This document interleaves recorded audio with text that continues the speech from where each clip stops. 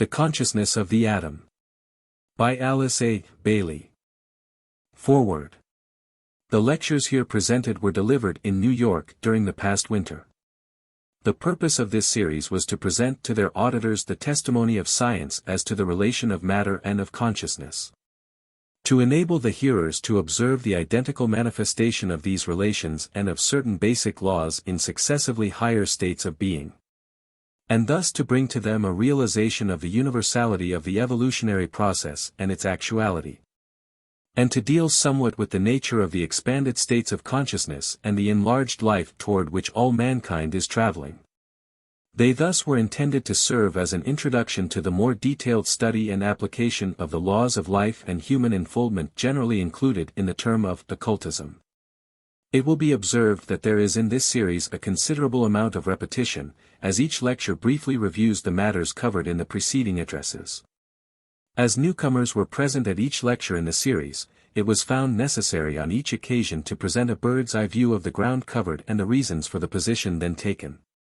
A further advantage was found in the fixing in the minds of the hearers of certain of these basic concepts which were new to many of them, and which helped to enable them to grasp and to receive readily the further expansion of the theme. In presenting the lectures in book form, it has been deemed advisable to retain the complete text of the lectures as given. Those who are already students of the esoteric wisdom will be able to follow the line of the argument of the lectures without difficulty. For those, however, who for the first time approach the consideration of the matters here discussed, the occasional repetition of the fundamental points may help to a ready apprehension. And it is for this class of readers that the book is primarily intended. Alice A. Bailey. September, 1922. How do you find this book? Any thoughts about the book or the author? Any suggestion for improvement? Please take a moment to share your thoughts in a comment. If you like it, share it with your friends who might enjoy it as well. Subscribe to keep in touch. Visit CompleteAudiobooks.com for more quality content. Lecture 1. The Field of Evolution. There has probably never been a period in the history of thought entirely resembling the present.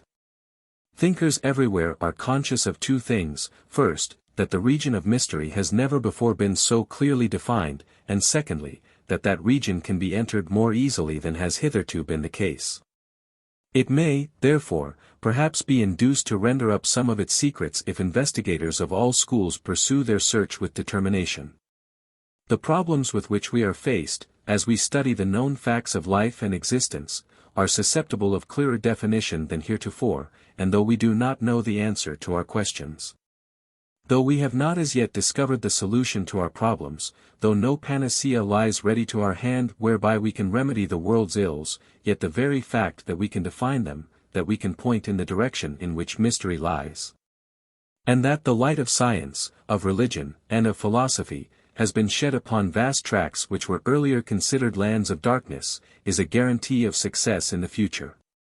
We know so much more than was the case 500 years ago, except in a few circles of wise men and mystics. We have discovered so many laws of nature, even though as yet we cannot apply them, and the knowledge of things as they are, and I choose these words very deliberately, has made immense strides. Nevertheless, the mystery land still remains to be opened up, and our problems are still numerous. There is the problem of our own particular life, whatever that may be. There is the problem of that which is largely termed the not self, and which concerns our physical body, our environment, our circumstances, and our life conditions. If we are of an introspective turn of mind, there is the problem of our particular set of emotions, and of the thoughts, desires, and instincts by which we control action. Group problems are many. Why should there be suffering, starvation, and pain? Why should the world as a whole be in the thrall of the direst poverty, of sickness, of discomfort? What is the purpose underlying all that we see around us, and what will be the outcome of world affairs, viewing them as a whole? What is the destiny of the human race, what is its origin, and what is the key to its present condition? Is there more than this one life, and is the sole interest to be found in that which is apparent and material? Such queries pass through all our minds at various times, and have passed through the minds of thinkers right down through the centuries. There have been many attempts to reply to these questions, and as we study them, we find that the answers given fall into three main groups, and that three principal solutions are held out for the consideration of men. These three solutions are: first, realism. Another name for this school is that of materialism. It teaches that the presentation which we have in consciousness of an external world is true, that things are what they seem. That matter and force, as we know them, are the only reality, and that it is not possible for man to get beyond the tangible. He should be satisfied with facts as he knows them, or as science tells him they are. This is a perfectly legitimate method of solution, but for some of us it fails in that it does not go far enough. In refusing to concern itself with anything except that which can be proven and demonstrated, it stops short at the very point where the inquirer says, "That is so, but why?" It leaves out of its calculation much that is known and realized as truth by the average man, even though he may be unable to explain why he knows it to be true. Men everywhere are recognizing the accuracy of the facts of the realistic school, and of material science, yet at the same time they feel innately that there is, underlying the proven objective manifestation, some vitalizing force, and some coherent purpose which cannot be accounted for in terms of matter alone. Secondly, there is the point of view which we can best, perhaps, call supernaturalism. Man becomes conscious that perhaps, after all, things are not exactly what they seem to be, and that there remains much which is inexplicable. He awakens to the realization that he himself is not simply an accumulation of physical atoms, a material something, and a tangible body, but that latent within him is a consciousness, a power, and a psychic nature which link him to all other members of the human family, and to a power outside himself which he must perforce explain. This it is which has led, for instance, to the evolution of the Christian and Jewish point of view, which posits a God outside the solar system, who created it, but was himself extraneous to it. These systems of thought teach that the world has been evolved by a power or being who has built the solar system, and who guides the worlds aright, keeping our little human life in the hollow of his hand, and sweetly ordering all things according to some hidden purpose which it is not possible for us, with our finite minds, to glimpse, still less to understand. This is the religious and supernatural point of view, and is based on the growing self-consciousness of the individual, and in a recognition of his own divinity. Like the point of view of the realistic school, it embodies only a partial truth, and needs to be complemented. The third line of thought we might call the idealistic. It posits an evolutionary process within all manifestation, and identifies life with the cosmic process. It is the exact opposite of materialism, and brings the supernatural deity, predicated by the religionist, into the position of a great entity or life, who is evolving through, and by means of, the universe. Just as man is evolving consciousness through the medium of an objective physical body. In these three standpoints, the frankly materialistic, the purely supernatural, and the idealistic, you have the three main lines of thought which have been put forward as explanatory of the cosmic process. All of them are partial truths, yet none of them is complete without the others. All of them, when followed alone, lead into byways and into darkness, and leave the central mystery still unsolved. When synthesized, when brought together and blended, and when unified, they embody, perhaps.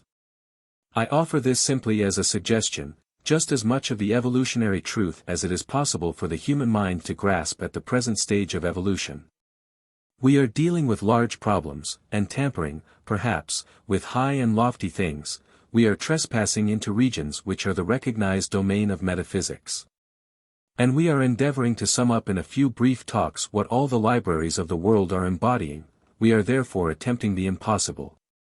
All that we can do is to take up briefly and cursorily first one aspect of the truth and then another.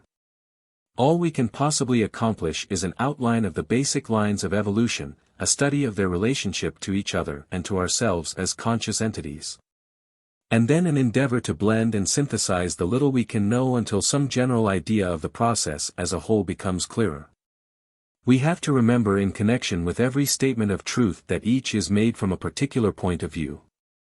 Until we have further developed our mental processes, and until we are able to think in abstract terms as well as in concrete, it will not be possible for us to fully answer the question, what is truth? Nor to express any aspect of that truth in a perfectly unbiased way.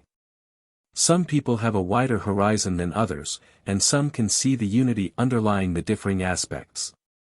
Others are prone to think that their outlook and interpretation is the only one. I hope in these talks to broaden somewhat our point of view. I hope we shall come to the realization that the man who is only interested in the scientific aspect, and who confines himself to the study of those manifestations which are purely material, is just as much occupied with the study of the divine as is his frankly religious brother who only concerns himself with the spiritual side. And that the philosopher is, after all, occupied in emphasizing for us the very necessary aspect of the intelligence which links the matter aspect and the spiritual, and blends them into one coherent whole. Perhaps by the union of these three lines of science, religion, and philosophy, we may get a working knowledge of the truth as it is, remembering at the same time that truth lies within ourselves. No one man's expression of the truth is the whole expression, and the sole purpose of thought is to enable us to build constructively for ourselves, and to work in mental matter. I should like to outline my plan this evening, to lay the groundwork for our future talks, and to touch upon the main lines of evolution. The line that is most apparent is necessarily that which deals with the evolution of substance, with the study of the atom, and the nature of atomic matter. Next week we will touch upon that. Science has much to tell us about the evolution of the atom, and has wandered a long way during the past 50 years from the standpoint of the last century. Then the atom was regarded as an indivisible unit of substance. Now it is looked upon as a center of energy, or electric force. From the evolution of substance we are led very naturally to the evolution of forms, or of congeries of atoms, and there will then open up to us the interesting consideration of forms other than the purely material. Forms existing in subtler substance, such as forms of thought, and the racial forms, and the forms of organizations. In this dual study, one of the aspects of deity will be emphasized, should you choose to use the term deity, or one of the manifestations of nature, should you prefer that less sectarian expression. We shall then be led to the consideration of the evolution of intelligence, or of the factor of mind which is working out as ordered purpose in all that we see around us. This will reveal to us a world which is not blindly going on its way, but which has back of it some plan, some coordinated scheme, some organized concept which is working itself out by means of the material form. One reason why things appear to us so difficult of comprehension is involved in the fact that we are in the midst of a transition period, and the plan is as yet imperfect. We are too close to the machinery, being ourselves an integral part of the whole. We see a little bit of it here, and another little bit there, but the whole grandeur of the idea is not apparent to us. We may have a vision, we may have a high moment of revelation, but when we contact the reality on every side, we question the possibility of the ideal materializing. For the intelligent relationship between the form and that which utilizes it seems so far from adjustment. The recognition of the factor of the intelligence will inevitably lead us to the contemplation of the evolution of consciousness in its many forms, ranging all the way from those types of consciousness which we consider sub-human, through the human, up to what may be logically posited, even if it may not be demonstrated, to be superhuman consciousness. The next question which will face us will be, what lies back of all these factors? Is there, behind the objective form and its animating intelligence, an evolution which corresponds to the I faculty, to the ego in man? Is there in nature, and in all that we see around us, the working out of the purpose of an individualized self-conscious being? If there is such a being, and such a fundamental existence, we should be able to see somewhat his intelligent activities, and to watch his plans working towards fruition.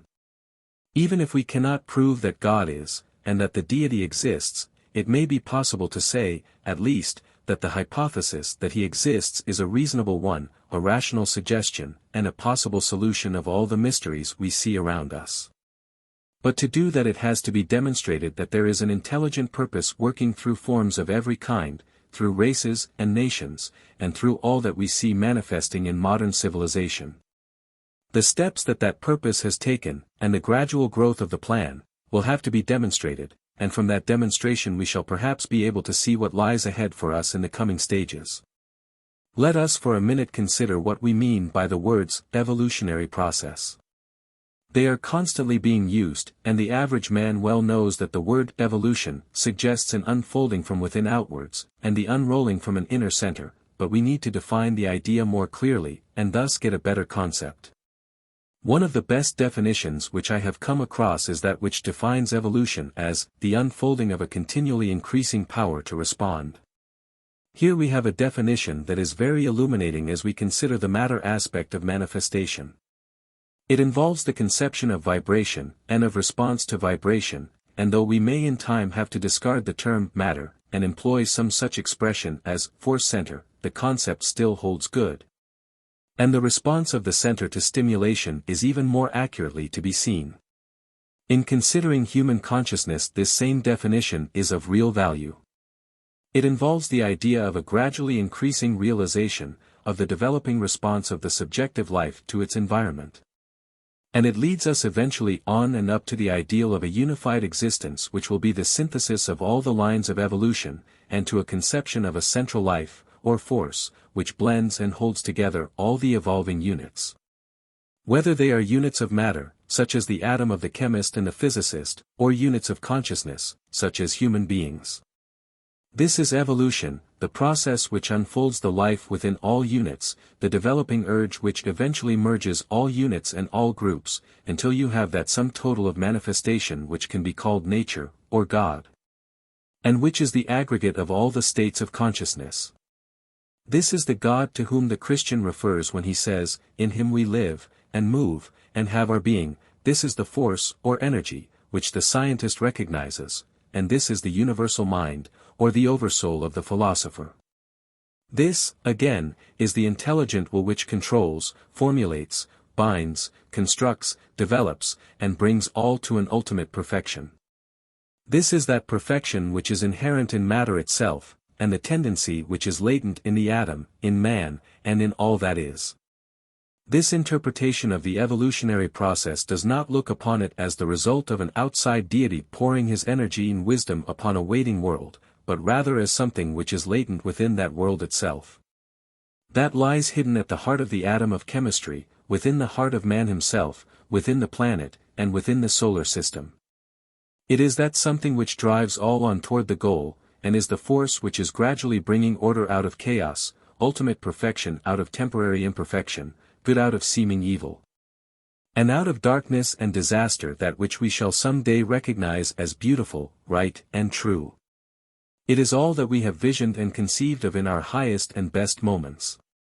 Evolution has also been defined as cyclic development, and this definition brings me to a thought which I am very anxious that we should thoroughly grasp. Nature repeats continuously until certain definite ends have been reached, certain concrete results have been brought about, and certain responses made to vibration. It is by the recognition of this accomplishment that the intelligent purpose of indwelling existence can be demonstrated. The method whereby this is achieved is that of discrimination, or of intelligent choice. There are, in the textbooks of different schools, many words which are used to convey the same general idea, such as natural selection, or attraction and repulsion. I would like, if possible, to avoid technical terms, because they are used by one school of thought to mean one thing, and by another, something different. If we can find a word similar in intent, yet not tied to any particular line of thought, we may find fresh light thrown upon our problem. Attraction and repulsion in the solar system is but the discriminating faculty of the atom or of man demonstrating in the planets and the sun. It will be found in atoms of all kinds. We can call it adaptation, if we so choose, or the power to grow and to adapt the unit to its environment through the rejection of certain factors and the acceptance of others. It shows itself in man as free will, or the power to choose, and in the spiritual man it can be seen as the tendency to sacrifice, for a man then chooses a particular line of action in order to benefit the group to which he belongs, and rejects that which is purely selfish. We might finally define evolution as ordered change and constant mutation. It demonstrates in the ceaseless activity of the unit or the atom, the interaction between groups, and the endless play of one force or type of energy upon another.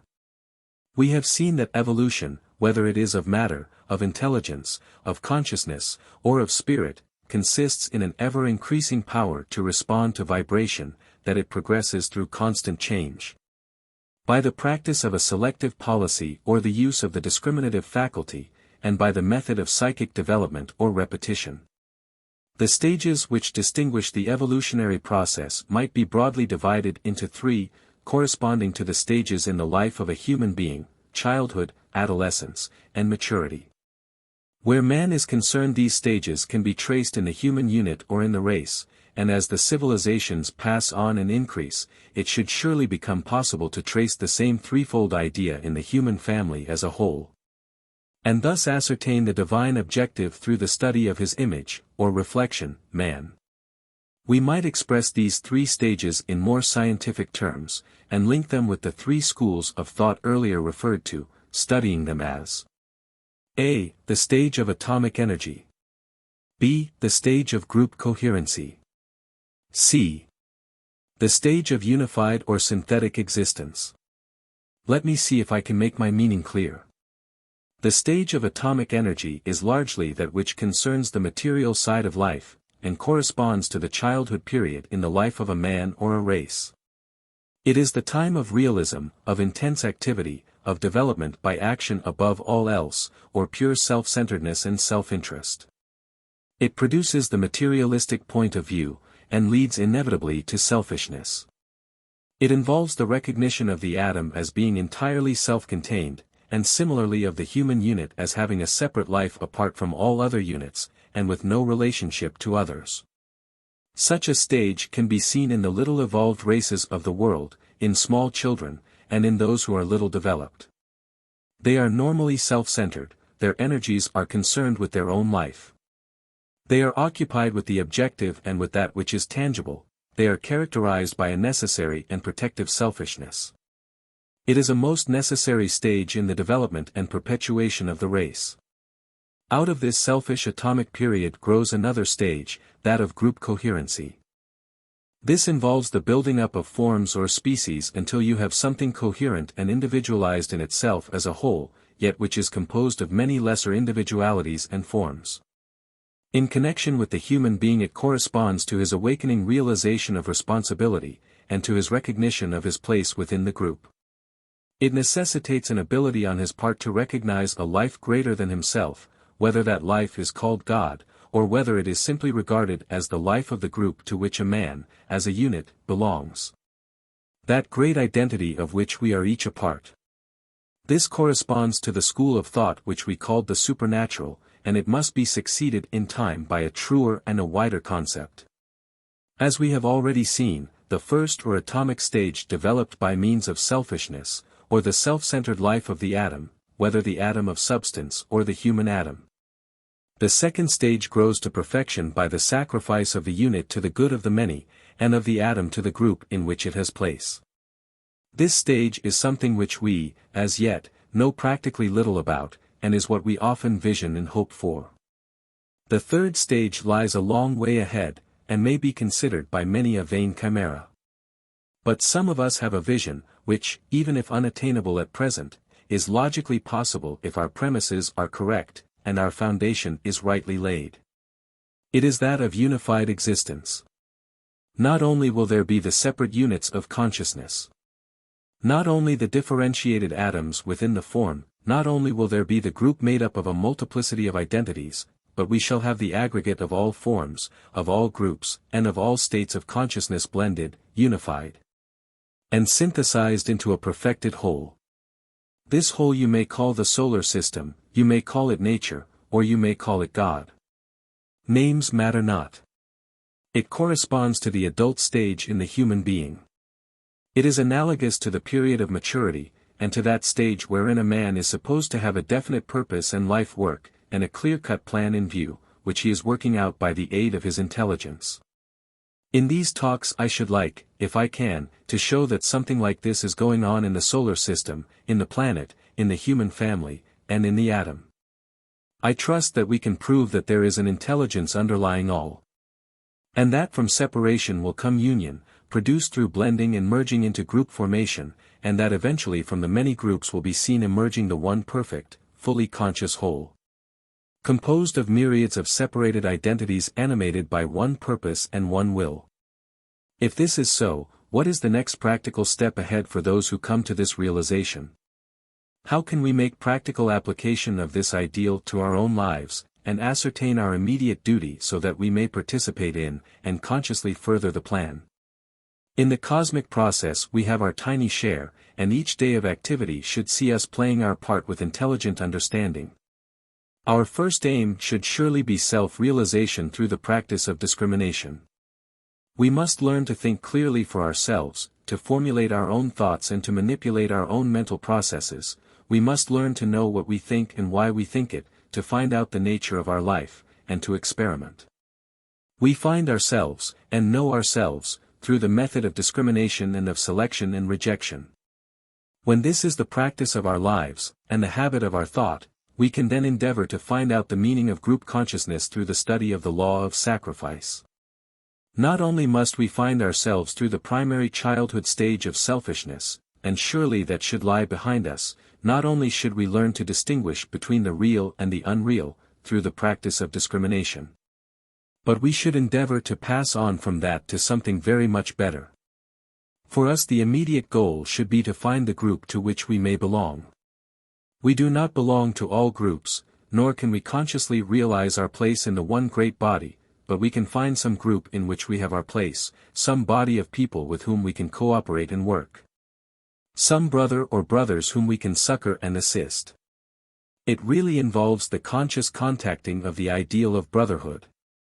And, until we have evolved to the stage where our concept is universal, it means finding the particular set of brothers whom we can love and help by means of the law of sacrifice, and by the transmutation of selfishness into loving service.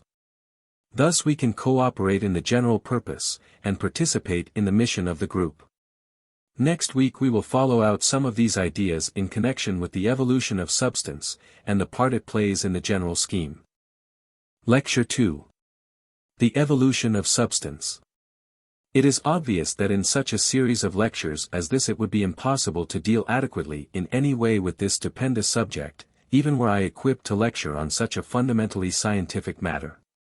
Again, if the conclusions of science were definite upon the evolution of matter, the topic would be, even then, too vast to handle, but they are not, and hence the further complicating of the subject. Therefore I want to preface my remarks tonight by stating that my aim is to speak particularly for those who have no scientific training of any kind, and to give them a general concept of the usually accepted ideas. I seek, then, to make some suggestions which we may find helpful in adjusting our minds to this great problem of matter. Usually when the substance aspect of manifestation has been considered, it has been as a thing apart. And it is only lately that what I might call the psychology of matter is beginning to come before the mind of the public through the investigations and conclusions of the broader-minded scientists. You will remember that last week I endeavored, in a broad and general way, to point out to you that there were 3 lines of approach to the study of the material universe. There is the line which considers only the materialistic aspect, and is occupied only with that which can be seen, which is tangible, and which can be proven. A second line is that of supernaturalism, which recognizes not so much the material side of things as that which is called divine. It deals with the life side, and with the spirit aspect, viewing that life as a power extraneous to the solar system and to man, and positing that power as a great creative agent, who creates and guides the objective universe and yet is outside of it. These 2 lines of thought can be seen upheld by the frankly materialistic scientist, the orthodox Christian, and the deist of every faith. I indicated next a 3rd line of approach to the problem, and we called it the idealistic concept. It recognizes the material form, but sees also the life within it, and it posits a consciousness or intelligence which is evolving by means of that outer form. You will find, I think, that is the line which I shall emphasize and stress in these lectures. No speaker is able, after all, to dissociate himself entirely from his own point of view, and in these talks I have set myself the task of working along this 3rd line, for to me it synthesizes the other 2. And adds certain concepts which produce a coherent whole when merged with the other 2. It is for you to decide if this 3rd standpoint is logical, reasonable, and clear. The most common fact in life for all of us is that of the material world, that world which we can see and contact by means of the five senses, and which is called by the metaphysical thinkers the not self. Or that which is objective to each one of us. As we all know, the work of the chemist is to reduce all known substances to their very simplest elements, and it was thought not long ago that this had been satisfactorily accomplished. The conclusions of the chemist placed the number of the known elements between 70 and 80. About 20 years ago, however, in 1898, a new element was discovered which was called radium, and this discovery entirely revolutionized the world's thought about matter and substance. If you will go to the textbooks of the last century, or search the old dictionaries, seeking for the definition of the atom, for instance, you will usually find Newton quoted. He defined the atom as a hard, indivisible, ultimate particle, a something which was incapable of further subdivision. This was considered to be the ultimate atom in the universe, and was called by the scientist of the Victorian era the foundation stone of the universe. They considered they had gone as far back as it was possible to go, and that they had discovered what lay back of all manifestation and of objectivity itself. But when radium, and the other radioactive substances, had been discovered, an entirely new aspect of the situation had to be faced. It became apparent that what was considered the ultimate particle was not so at all. As you now have the definition of the atom, I am quoting from the Standard Dictionary, it is. An atom is a center of force, a phase of electrical phenomena, a center of energy, active through its own internal makeup, and giving off energy or heat or radiation. Therefore, an atom is, as Lord Kelvin in 1867 thought it would ultimately turn out to be, a vortex ring, or center of force, and not a particle of what we understand as tangible substance. This ultimate particle of matter is now demonstrated to be composed of a positive nucleus of energy, surrounded, just as is the Sun by the planets, with many electrons or negative corpuscles. Thus subdividing the atom of earlier science into numerous lesser bodies. The elements differ according to the number and arrangement of these negative electrons around their positive nucleus, and they rotate or move around this central charge of electricity as our planetary system rotates around the Sun. Professor Soddy, in one of his latest books, has pointed out that in the atom is to be seen an entire solar system. The central Sun can be recognized, with the planets pursuing their orbital paths around it. It would be apparent to each of us that when this definition of the atom is contemplated and studied, an entirely new concept of substance comes before us. Dogmatic assertions are therefore out of order, for it is realized that perhaps the next discovery may reveal to us the fact that the electrons themselves may be worlds within worlds. An interesting speculation along these lines is to be found in a book by one of our scientific thinkers in which he suggests that we might be able to divide and subdivide the electron itself into what he calls psychons, and thus be led into realms which are not now considered physical. That may be only a dream, but the thing that I am seeking to impress upon my mind and yours is that we scarcely know where we stand in scientific thought, any more than we know where we stand in the religious and economic world. Everything is passing through a period of transition, the old order changeth, the old way of looking at things is proving false or inadequate, the old expressions of thought seem futile. All that the wise man can do just now is to reserve his opinion, ascertain for himself what appeals to him as truth, and endeavor then to synthesize that particular aspect of universal truth with that aspect which has been accepted by his brother. The atom, then, can be predicated as resolving itself into electrons, and can be expressed in terms of force or energy. When you have a center of energy or activity, you are involved in a dual concept. You have that which is the cause of movement or energy, and that which it energizes or actuates. This brings us directly into the field of psychology, because energy or force is ever regarded as a quality, and where you have a quality you are really considering the field of psychic phenomena. There are certain terms in use when considering substance which are continuously appearing, and about which there is a wide diversity of definition. In looking over one scientific book last week, it was discouraging to find the author pointing out that the atom of the chemist, of the physicist, of the mathematician, and of the metaphysician were for totally different things. That is another reason why it is not possible to be dogmatic in dealing with these questions. Nevertheless, rightly or wrongly, I have a very definite hypothesis to put before you. When we talk about radium, we are, in all probability, venturing into the realm of etheric substance, the region of ether, or of protyle. Protyle was a word coined by Sir William Crookes, and is defined by him as follows. Protyle is a word analogous to protoplasm, to express the idea of the original primal matter before the evolution of the chemical elements. The word I have ventured to use for this purpose is compounded of a Greek word earlier than, and the stuff of which things are made. We are, therefore, throwing the concept of matter back to where the Oriental school has always put it, to primordial stuff, to that which the Orientalist calls primordial ether, though we must ever remember that the ether of science is many removes from the primordial ether of the Oriental occultist. We are led back to that intangible something which is the basis of the objective thing which you and I can see and touch and handle. The word substance itself means that which stands under, or which lies back of things. All, therefore, that we can predicate in connection with the ether of space is that it is the medium in which energy or force functions, or makes itself felt. When we are talking in these lectures of energy and force, and of matter and substance, we can separate them in our minds thus: we speak about energy and substance when we are considering that which is as yet intangible. And we use force in connection with matter when dealing with that aspect of the objective which our scientists are definitely studying. Substance is the ether in one of its many grades, and is that which lies back of matter itself. When we speak of energy, there must be that which energizes, that which is the source of energy and the origin of that force which demonstrates in matter. It is here that I seek to lay the emphasis. Whence comes this energy, and what is it?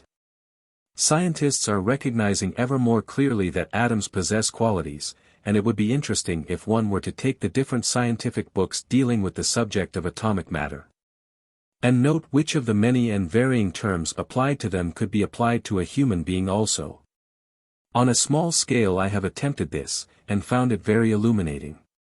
First of all, as we know, the atom is spoken of as possessing energy, and the power to change from one mode of activity to another. One writer has remarked that absolute intelligence thrills through every atom in the world.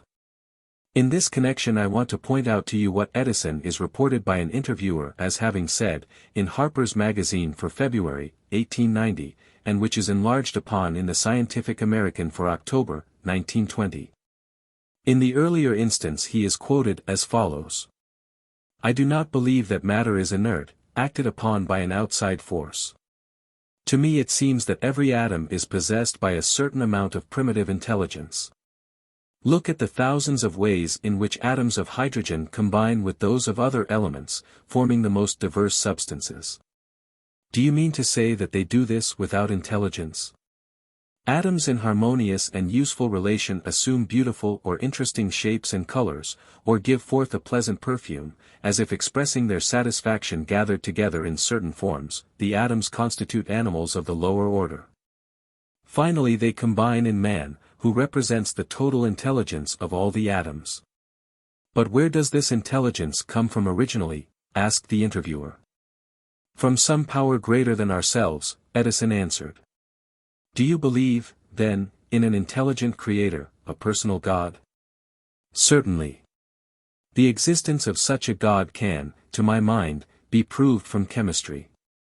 In the long interview quoted last year in the Scientific American, Edison laid down a number of most interesting surmises from which I have culled the following. 1. Life, like matter, is indestructible. 2. Our bodies are composed of myriads of infinitesimal entities, each in itself a unit of life, just as the atom is composed of myriads of electrons. 3. The human being acts as an assemblage rather than as a unit. The body and mind express the vote or voice of the life entities. 4. The life entities build according to a plan. If a part of the life organism be mutilated, they rebuild exactly as before. 7. Science admits the difficulty of drawing the line between the inanimate and the animate. Perhaps the life entities extend their activities to crystals and chemicals. 9. The life entities live forever. So that to this extent at least the eternal life which many of us hope for is a reality. In an address given by Sir Clifford Allbutt, President of the British Medical Association, as reported in the Literary Digest of February 26, 1921, he speaks of the ability of the microbe to select and reject. And in the course of his remarks he says, when the microbe finds itself in the host's body it may be wholly out of tune, or wholly in tune, with any or all cells that it approaches.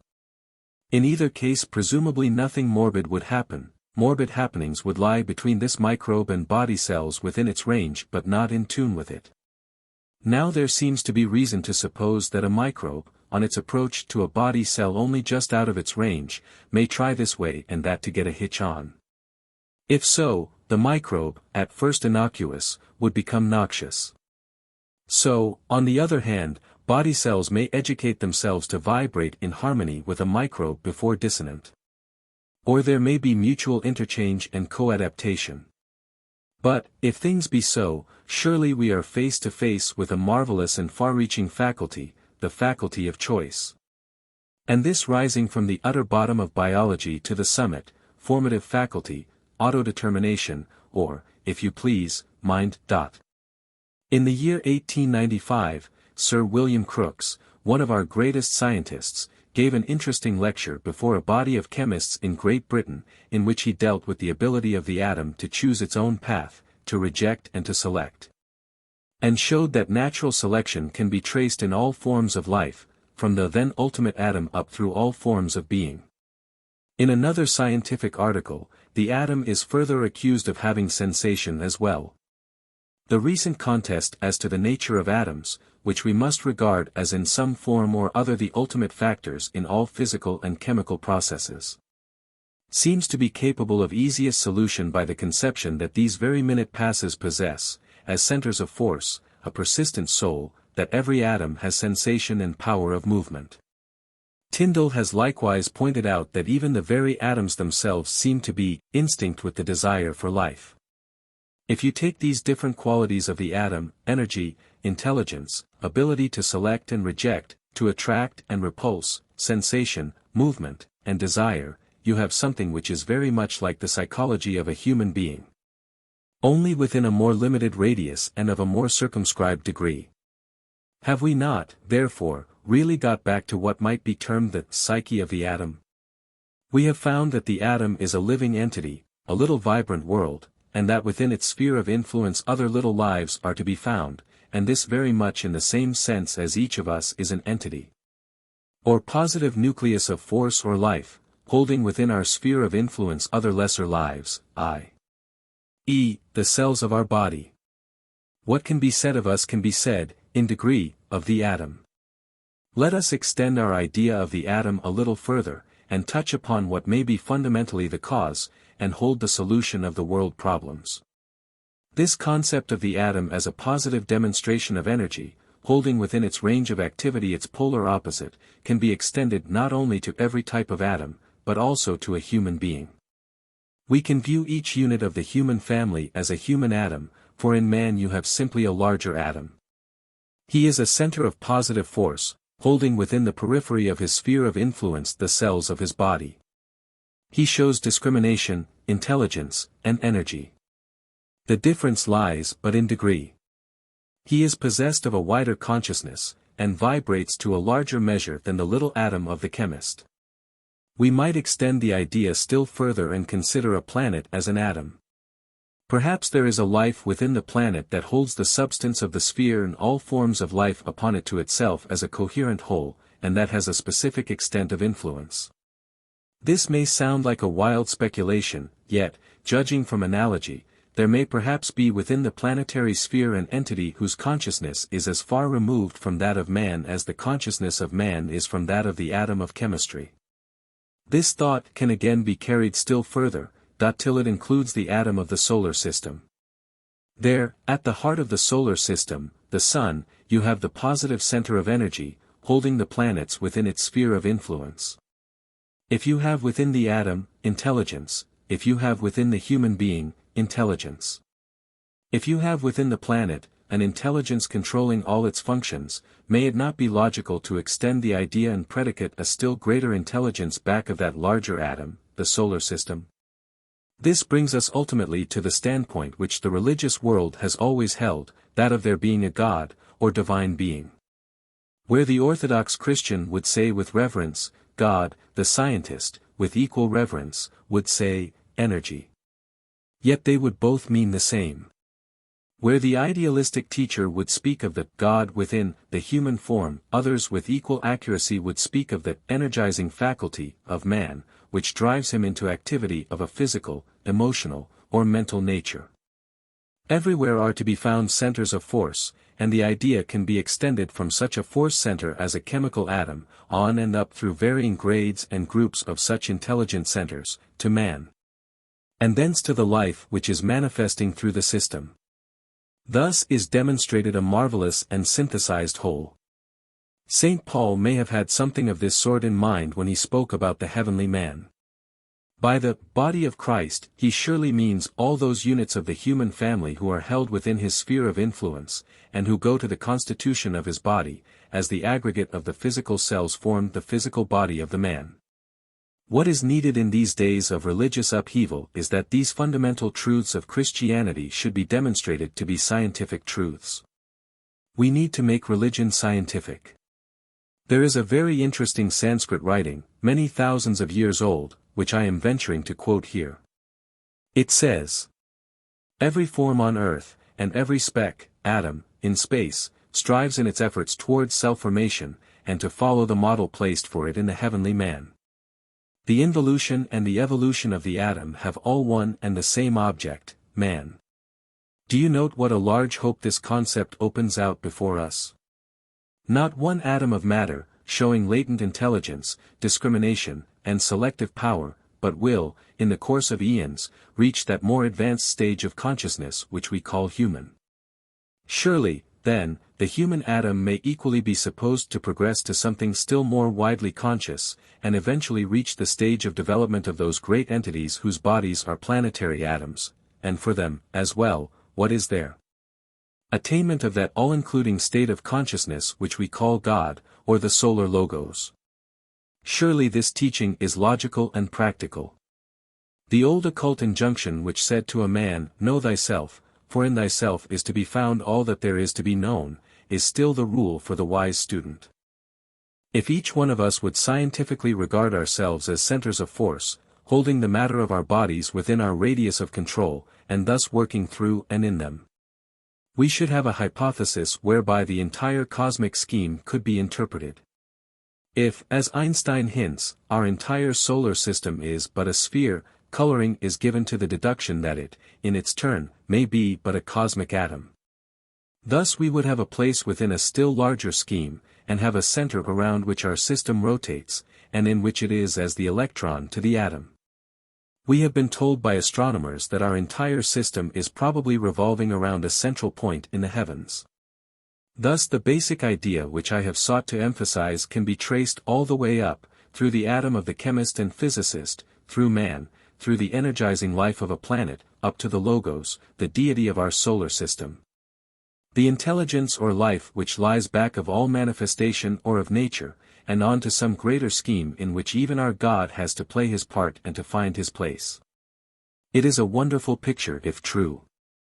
I cannot deal tonight with the different developments of this intelligence animating all atoms, but I should like for a moment to take up what is perhaps the method of their evolution. And this from the human standpoint, which concerns us the most intimately, remembering ever that what is true of any one atom should be true in greater or less degree of all. In considering broadly the atoms of the solar system, including the system itself, there are two things noticeable. The first is the intense life and activity of the atom itself, and its internal atomic energy. And the second is its interaction with other atoms, repulsing some and attracting others. Perhaps, then, we may deduce from these facts, that the method of evolution for every atom is due to two causes, the internal life of the atom itself, and its interaction or intercourse with other atoms. These two stages are apparent in the evolution of the human atom. The first was emphasized by the Christ when he said, "The kingdom of God is within you," thus pointing all human atoms to the center of life or energy within themselves, and teaching them that from and through that center they must expand and grow. Each one of us is conscious of being centered within himself, he considers everything from his own standpoint, and the outer happenings are mostly interesting just in so far as they concern himself. We deal with things as they affect us personally, and all that occurs to others at a certain stage of our evolution is important only as it concerns ourselves. That is the present stage of many, and is characteristic of the majority. It is the period of intense individualism, and that in which the I concept is of paramount importance. It involves much internal activity. The second way the human atom grows is through its interaction with all other atoms, and this is something which is only just beginning to dawn upon the human intelligence, and to assume its just importance. We are only beginning to realize the relative significance of competition and of cooperation, and are on the verge of realizing that we cannot live our life selfishly and apart from the group in which we find a place.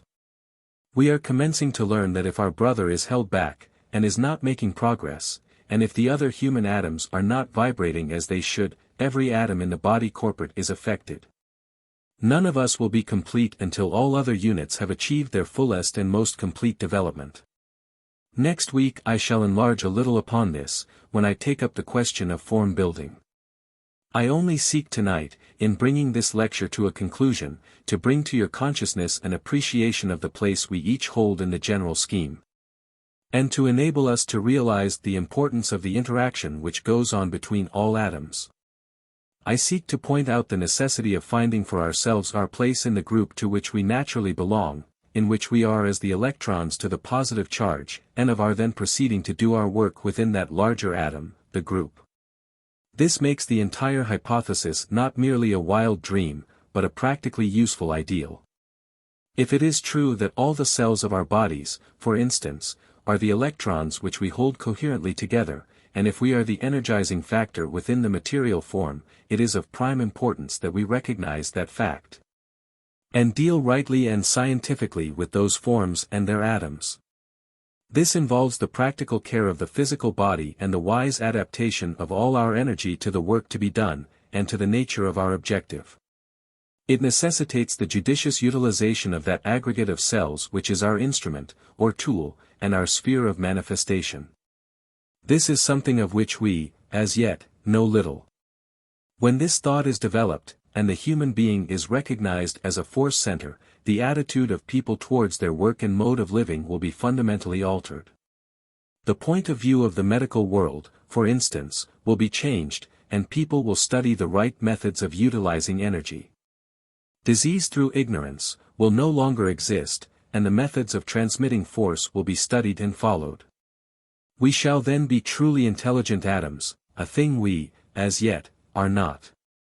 Again, we shall not only be practical in the handling of our material bodies, because we understand their constitution, but we shall consciously find our place within the group, and direct our energy to the benefiting of the group, and not, as now, to the furthering of our own ends. Many atoms have not only an internal life of their own, but also radiate, and as radioactivity is gradually understood, so the study of man as a center of active radiation will also come into being.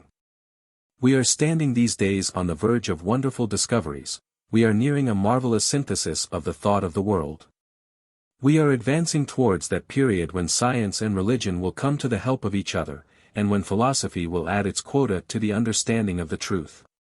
The use of the imagination will frequently open up a wonderful vision, and if this imagination is based on essentials, and starts with a logical hypothesis, perhaps it will lead us to the solution of some of the mysteries and problems which are distressing the world now.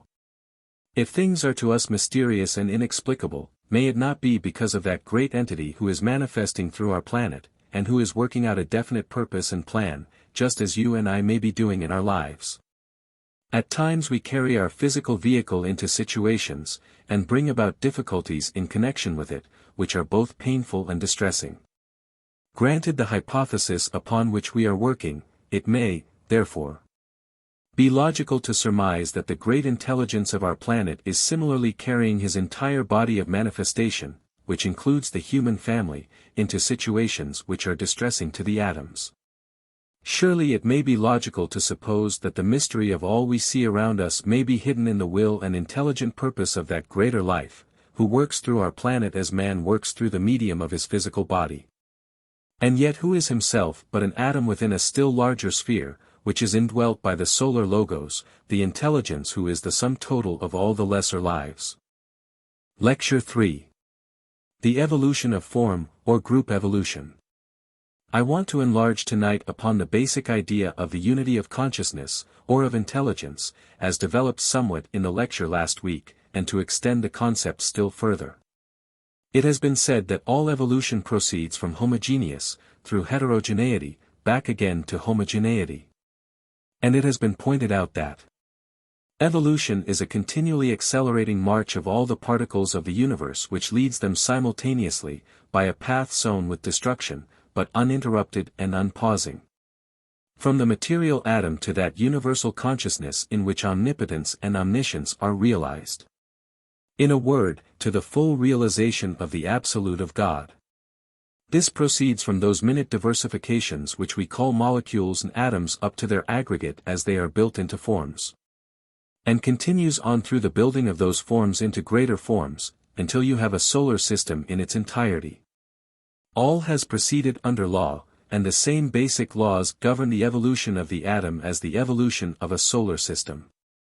The macrocosm repeats itself in man, the microcosm, and the microcosm is again reflected in all lesser atoms. These remarks and the previous lecture concern themselves primarily with the material manifestation of a solar system, but I shall seek to lay the emphasis in our future talks principally upon what we might call the psychical evolution, or the gradual demonstration and evolutionary unfoldment of that subjective intelligence or consciousness which lies behind the objective manifestation. As usual, we will handle this lecture in 4 divisions. First, we will take the subject of the evolutionary process, which, in this particular case is the evolution of the form, or the group, then the method of group development. Next we will consider the stages that are followed during the cycle of evolution, and finally we will conclude with an attempt to be practical, and to gather out of our conclusion some lesson to apply to the daily life. The first thing necessary for us to do is to consider somewhat the question of what a form really is. If we turn to a dictionary we will find the word defined as follows: the external shape or configuration of a body. In this definition the emphasis is laid upon its externality, upon its tangibility in exoteric manifestation. This thought is also brought out if the root meaning of the word manifestation is carefully studied.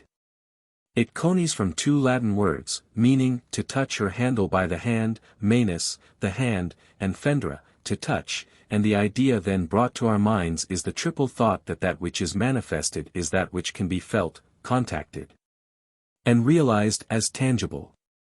Yet in both these interpretations the most vital part of the concept is lost sight of, and we must look elsewhere for a truer definition. To my mind, Plutarch conveys the idea of the manifestation of the subjective through the medium of the objective form in a much more illuminating way than does the dictionary. He says, "An idea is a being incorporeal, which has no subsistence by itself, but gives figure and form unto shapeless matter, and becomes the cause of manifestation." Here you have a most interesting sentence, and one of real occult significance. It is a sentence which will repay careful study and consideration, for it embodies a concept that concerns itself not only with that little manifestation, the atom of the chemist and the physicist, but of all forms that are constituted by their means, including the manifestation of a human being and of the deity of a solar system, that great life, that all-embracing, universal mind, that vibrant center of energy, and that great enfolding consciousness whom we call God, or Force, or the Logos, the existence who is expressing himself through the medium of the solar system. In the Christian Bible the same thought is borne out by St. Paul in a letter to the church at Ephesus. In the 2nd chapter of the epistle to the Ephesians he says, "We are his workmanship."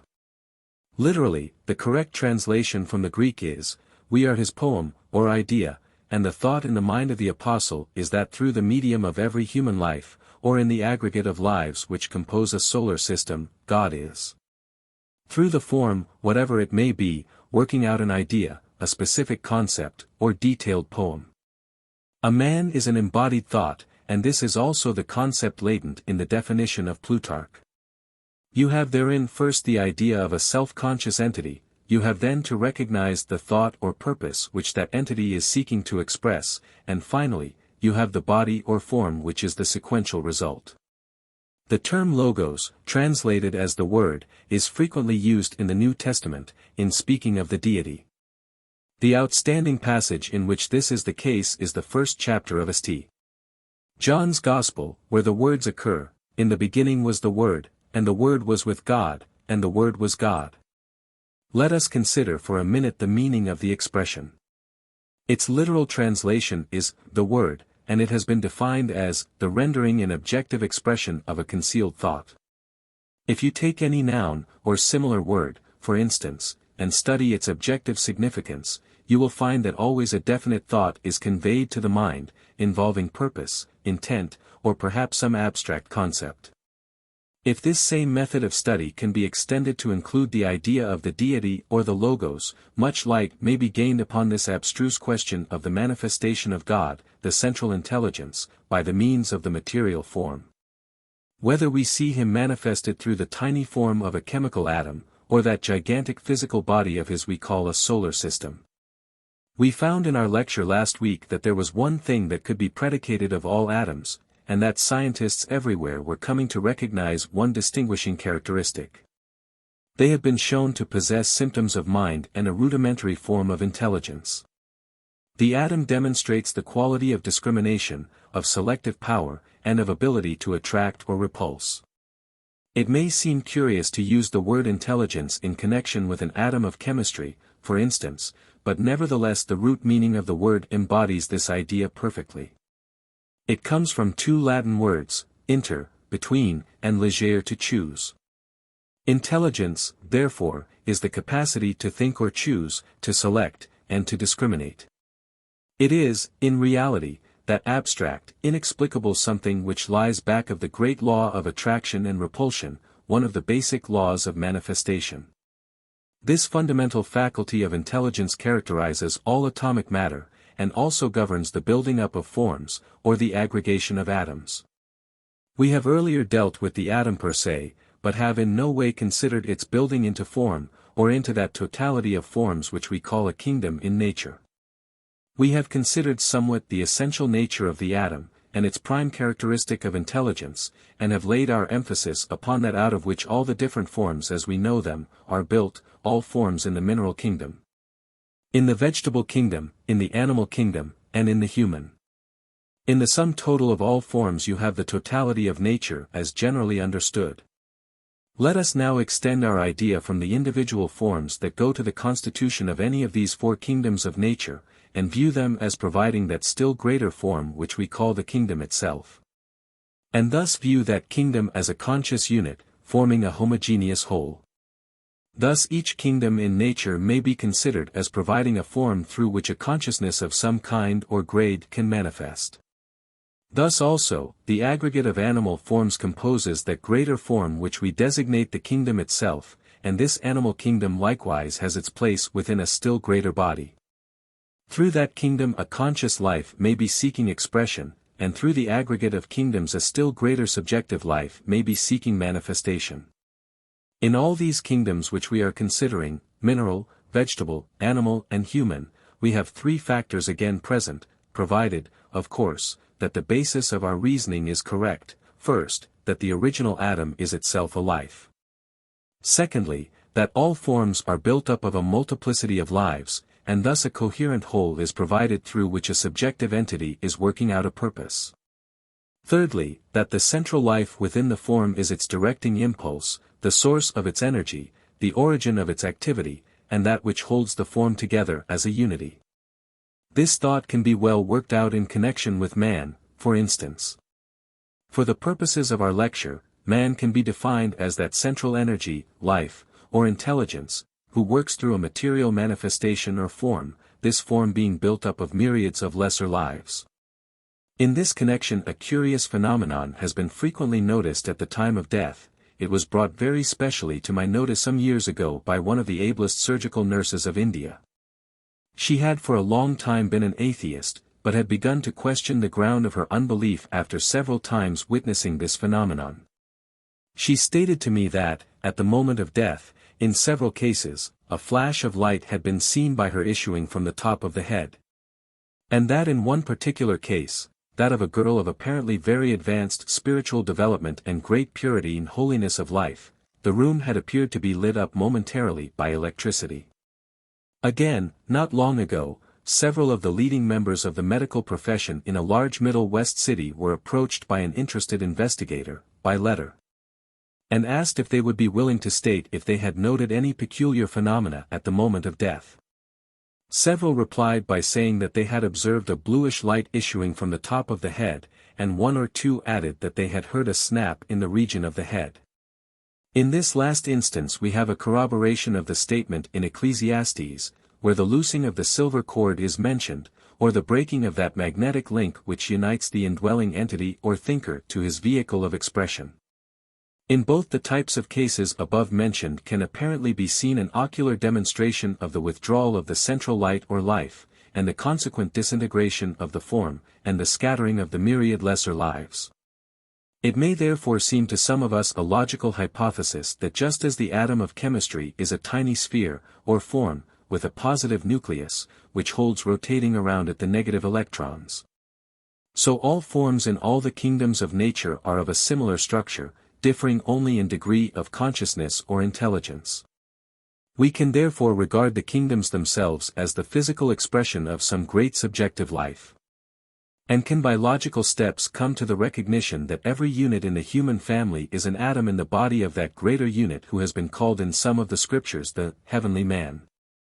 Thus we arrive finally at the concept that the solar system is but the aggregate of all kingdoms and all forms, and the body of a being who is expressing himself through it, and utilizing it in order to work out a definite purpose and central idea. In all these extensions of our final hypothesis, the same triplicity can be seen, an informing life or entity manifesting through a form, or a multiplicity of forms, and demonstrating discriminative intelligence. It is not possible to deal with the method whereby the forms are built up, or to enlarge upon the evolutionary process by means of which atoms are combined into forms, and the forms themselves collected into that greater unit which we call a kingdom in nature.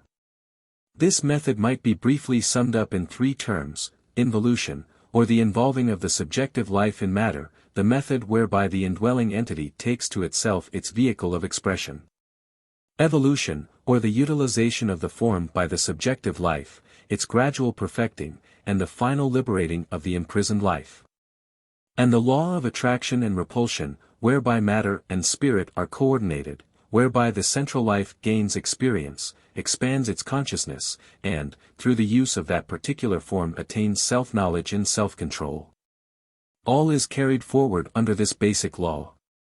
In every form you have a central life, or idea, coming into manifestation, involving itself more and more in substance, clothing itself in a form and shape adequate to its need and requirement, utilizing that form as a means of expression, and then, in due course of time, liberating itself from the environing form in order to acquire one more suited to its need. Thus through every grade of form, spirit or life progresses, until the path of return has been traversed, and the point of origin achieved. This is the meaning of evolution, and here lies the secret of the cosmic incarnation. Eventually spirit frees itself from form, and attains liberation plus develops psychical quality and graded expansions of consciousness. We might look at these definite stages, and study them very cursorily. We have in the first case the process of involution. This is the period in which the limiting of the life within the form or sheath proceeds, and it is a long slow process, covering millions upon millions of years. This great cycle is participated in by every type of life. It concerns the life of the solar logos manifesting through a solar system. It is part of the life cycle of the planetary spirit manifesting through such a sphere as our Earth planet. It includes that life which we call human, and sweeps into the path of its energy the tiny life which functions through an atom of chemistry. It is the great process of becoming, and that which makes existence and being itself possible. This period of limitation, of a gradually increasing imprisonment, and of an ever deeper descent into matter, is succeeded by one of adaptation, in which the life and the form become intimately interrelated. And subsequent to this is the period wherein that inner relation becomes perfected. The form is then adequate to the needs of the life, and can be utilized. Then, as the life within grows and expands, it is paralleled by the crystallization of the form, which no longer suffices as a means of expression. Following upon crystallization, we have the period of disintegration. Limitation, adaptation, utilization, crystallization, and disintegration, these are the stages which cover the life of any entity, or embodied idea of greater or less degree, which seeks expression through matter. Let us carry out this thought in connection with the human being. The process of limitation can be seen in the taking of a physical form, and in those early rebellious days, when a man is full of desires, aspirations, longings and ideals, which he seems unable to express or to satisfy. Then comes the period of adaptation, wherein the man begins to utilize what he has, and to express himself as best he may through the medium of those myriads of lesser lives and intelligences which constitute his physical, his emotional, and his mental bodies. He energizes his threefold form, forcing it to carry out his behests and fulfill his purposes, and thus carry out his plan, whether for good or evil. This is succeeded by the stage in which he utilizes the form as far as in him lies, and comes to what we call maturity. Finally, in the later stages of life, we have the crystallization of the form, and the man's realization of its inadequacy. Then comes the happy release which we call death, that great moment in which the spirit in prison escapes from the confining walls of its physical form. Our ideas about death have been erroneous. We have looked upon it as the great and ultimate terror, whereas in reality it is the great escape, the entrance into a fuller measure of activity, and the release of the life from a crystallized vehicle and an inadequate form. Thoughts similar to these can be worked out in connection with all forms, and not only with those in connection with the physical body of a human being. These ideas can be applied to forms of government, forms of religion, and forms of scientific or philosophical thought. It can be seen working out in a peculiarly interesting manner in this cycle in which we live. Everything is in a state of flux. The old order changeth, and a period of transition is in progress. The old forms, in every department of thought, are disintegrating, but only in order that the life which gave them being may escape, and build for itself that which will be more satisfactory and adequate. Take, for instance, the old religious form of the Christian faith.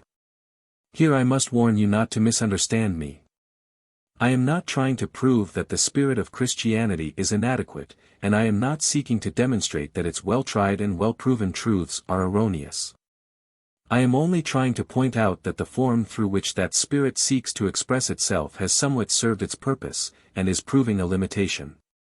Those same great truths, and those same basic ideas, require a more adequate vehicle through which to function. Christian thinkers at this time need to distinguish very carefully between the vital truths of Christianity, and the crystallized form of theology. The living impulse was given by the Christ. He enunciated these great and eternal truths, and sent them forth to take form and meet the need of a suffering world. They were limited by the form, and there came a long period wherein that form, religious dogmas and doctrines, gradually grew and took shape. Centuries ensued wherein the form and the life seemed adapted to each other, and the Christian ideals expressed themselves through the medium of that form. Now the period of crystallization has set in, and the expanding Christian consciousness is finding the limitations of the theologians inadequate and restricting. The great fabric of dogmas and doctrines, as built up by the churchmen and theologians of the ages, must inevitably disintegrate, but only in order that the life within may escape, build for itself a better and more satisfactory means of expression, and thus measure up to the mission upon which it was sent. In the different schools of thought everywhere the same thing can be seen. All of them are expressing some idea by means of a particular form, or set of forms, and it is very necessary for us to remember that the triple life back of all forms is nevertheless but one, though the vehicles of expression are diverse, and ever prove inadequate as time elapses. What, then, is the purpose back of this endless process of form building, and this combining of the lesser forms. What is the reason of it all, and what will prove to be the goal?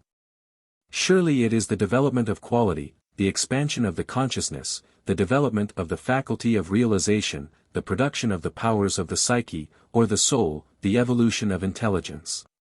Surely it is the gradual demonstration of the basic idea or purpose which that great entity whom we call the Logos, or God, is working out through the solar system.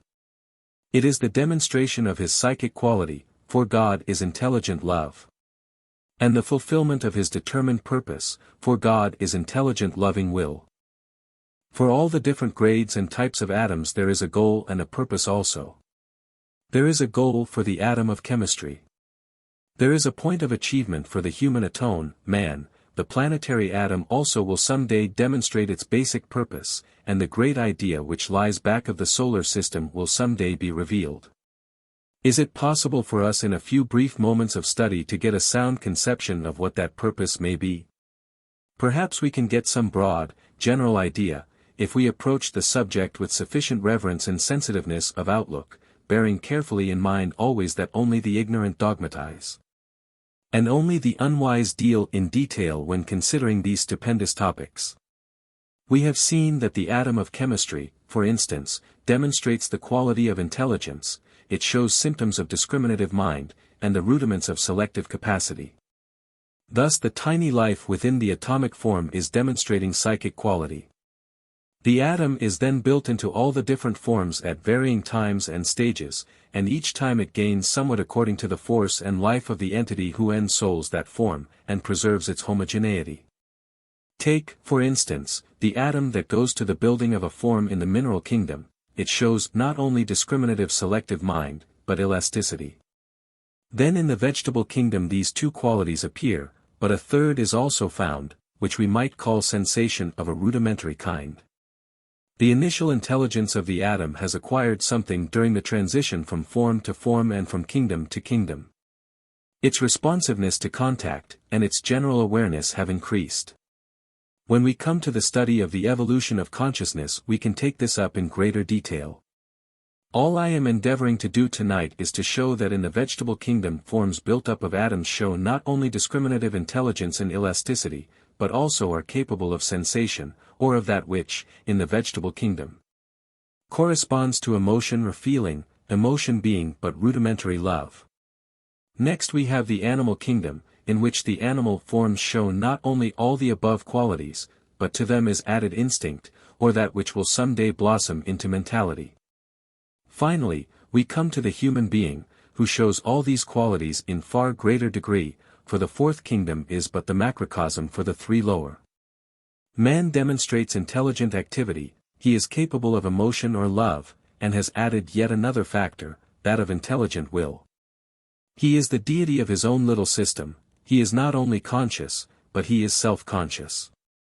He builds his own body of manifestation, just as does the Logos, only on a tiny scale. He controls his little system by the great law of attraction and repulsion, as does the Logos, and he energizes it and synthesizes his threefold nature into a coherent unit. He is the three in one, and the one in three, just as is the Logos. There is a future for every atom in the solar system. Before the ultimate atom there lies a tremendous goal, and as the eons slip away the life that animates that atom will pass through all the varying kingdoms of nature until it find its goal in the human kingdom. The idea might now be extended somewhat, and we might consider that great entity who is the informing life of the planet, and who holds all the different kingdoms of nature within his consciousness. May it not be possible that his intelligence, as it informs the totality of all groups and kingdoms, is the goal for man, the human atom? Perhaps as time progresses the scope of his present realization may also be ours, and for his, as for all those great lives who inform the planets of the solar system. There may be the attainment of that tremendous reach of consciousness which characterizes that great existence who is the ensouling life of the solar system. May it not be true that among the different grades of consciousness, extending, for instance, from the atom of the chemist and physicist, up to the Logos of the solar system, there are no gaps and no abrupt transitions. But there is ever a gradual expansion and a gradual evolution from one form of intelligent manifestation to another, and always the life within the form gains in quality by means of the experience. When we have built this idea into our consciousness, when it is apparent to us that there is purpose and direction underlying everything, when we realize that not a single thing occurs that is not the outcome of the conscious will of some entity, and that all that happens has a definite aim and goal, then we have the clue to ourselves, and to all that we see happening around us in the world. If, for instance, we realize that we have the building up and care of our physical bodies, that we have the control of our emotional nature, and the responsibility for the development of our mentality. If we realize that we are the energizing factors within our bodies, and that when we withdraw from those bodies they disintegrate and fall to pieces, then perhaps we have the clue to what the informing life of the planet may be doing, as he works through forms of every kind, continents, civilizations, religions, and organizations, upon this earth. To what has gone on in the moon, which is now a disintegrating form, to what is going on in the solar system, and to what will happen in the solar system when the Logos withdraws from that which is, for him, but a temporary manifestation. Let us now make practical application of these thoughts. We are living at this time in a period in which all the forms of thought seem breaking up, in which the religious life of the peoples is no longer what it was, in which dogma and doctrine of every kind come under criticism. Many of the old forms of scientific thought are likewise disintegrating, and the foundations of the old philosophies seem to be shaken. Our lot is cast in one of the most difficult periods of the world's history, a period which is characterized by the breakup of nations, the smashing of old relationships and ties, and the apparently imminent disruption of civilization. We need to encourage ourselves by remembering that all this is occurring just because the life within those forms is becoming so strong that it finds them a prison and a limitation. And we must recollect that this transition period is the time of the greatest promise that the world has ever seen. There is no room for pessimism and despair, but only for the profoundest optimism. Many today are upset and distraught because the foundations seem to be shaken, the carefully reared and deeply cherished structures of religious thought and belief, and of philosophical findings seem in danger of falling. Yet our anxiety exists simply because we have been too much engrossed with the form, and too much occupied with our prison, and if disruption has set in, it is only in order that the life may build for itself new forms and thereby evolve. The work of the destroyer is as much the work of God as that of the constructor, and the great God of destruction has to smash and rend the forms in order that the work of the builder may become possible, and the spirit able more adequately to express itself. To many of us these ideas may seem novel, fantastic, and untenable. Yet even if they are only hypotheses, they may prove interesting and give us a possible clue to the mystery. We see civilizations disrupted, we see the religious fabrics tottering, we see philosophies successfully attacked, we see the foundations of material science shaken. Yet, after all, what are civilizations? What are the religions? What are the great races? Simply the forms through which the great threefold central life, who informs our planet, seeks to express himself. Just as we express ourselves through the medium of a physical, an emotional, and a mental nature, so he expresses himself through the totality of the kingdoms of nature, and through the nations, races, religions, sciences and philosophies in existence at this time. As his life pulsates through every department of his being, we, as cells and atoms within that greater manifestation, follow each transition, and are swept along from one stage to another. As time progresses, and our consciousness expands, we shall enter more and more into a knowledge of his plan as he is working it out, and shall eventually be in a position to collaborate with him in his essential purpose. To sum up the central thought of this lecture, let us endeavor to realize that there is no such thing as inorganic matter, but that every atom is a life. Let us realize that all forms are living forms, and that each is but the vehicle of expression for some indwelling entity. Let us seek to comprehend that this is likewise true of the aggregate of all forms. Thus we have the clue to ourselves, and perhaps the clue to the mystery of the solar system. Lecture 4. The Evolution of Man, the Thinker. This is the fourth in the series of talks which we have had the past month, and perhaps by means of them we have been able to get an idea of one of the fundamental principles which underlie evolution, and which can be seen working out in the solar system. Let us first briefly recapitulate, in order that we may approach our subject tonight with certain ideas clearly formulated. We have seen that our interpretation of the processes of nature necessitates a threefold concept, which concerns itself with the life aspect, with the substance aspect, and with their close interrelation through the faculty of intelligence manifesting as consciousness of some kind or other. This interrelation will produce, finally, the perfected expression, through the medium of matter, of the conscious purpose of some indwelling entity. I seek to emphasize the fact that the goal of my endeavor is to put before you a hypothesis and a suggestion which may have within it the germ of a possible truth, and which seems to some of us the clearest way of explaining the mystery of the universe. We have seen that the three parts of the one great whole are spirit, or life, manifesting through a second factor which we call substance or matter, and utilizing a third factor, which we call the intelligence. In the gradual synthesis of these three component aspects of deity can be seen the evolution of consciousness. We next arrived at a more technical discussion of the subject of substance itself, dealing not with the differentiated substances or elements, but with the concept of a primordial substance, and endeavoring to get back as far as possible toward that which has been called by Sir William Crookes, protyle, or that which lies back of the tangible, or objective. We considered the atom, and found that its latest definition was that it was in reality a unit of force or energy consisting of a positive charge of electricity energizing a number of negative particles. It became apparent to us that the tiny atom of the chemist and the physicist was within itself a solar system, with the same general conformation as the greater system, demonstrating a similar activity and governed by analogous laws. We found that it had a central sun, and that around this central sun, pursuing their definite orbits, might be seen the electrons. We noted, also, the fact that the elements differ only according to the number and the arrangement of these electrons around the central positive charge.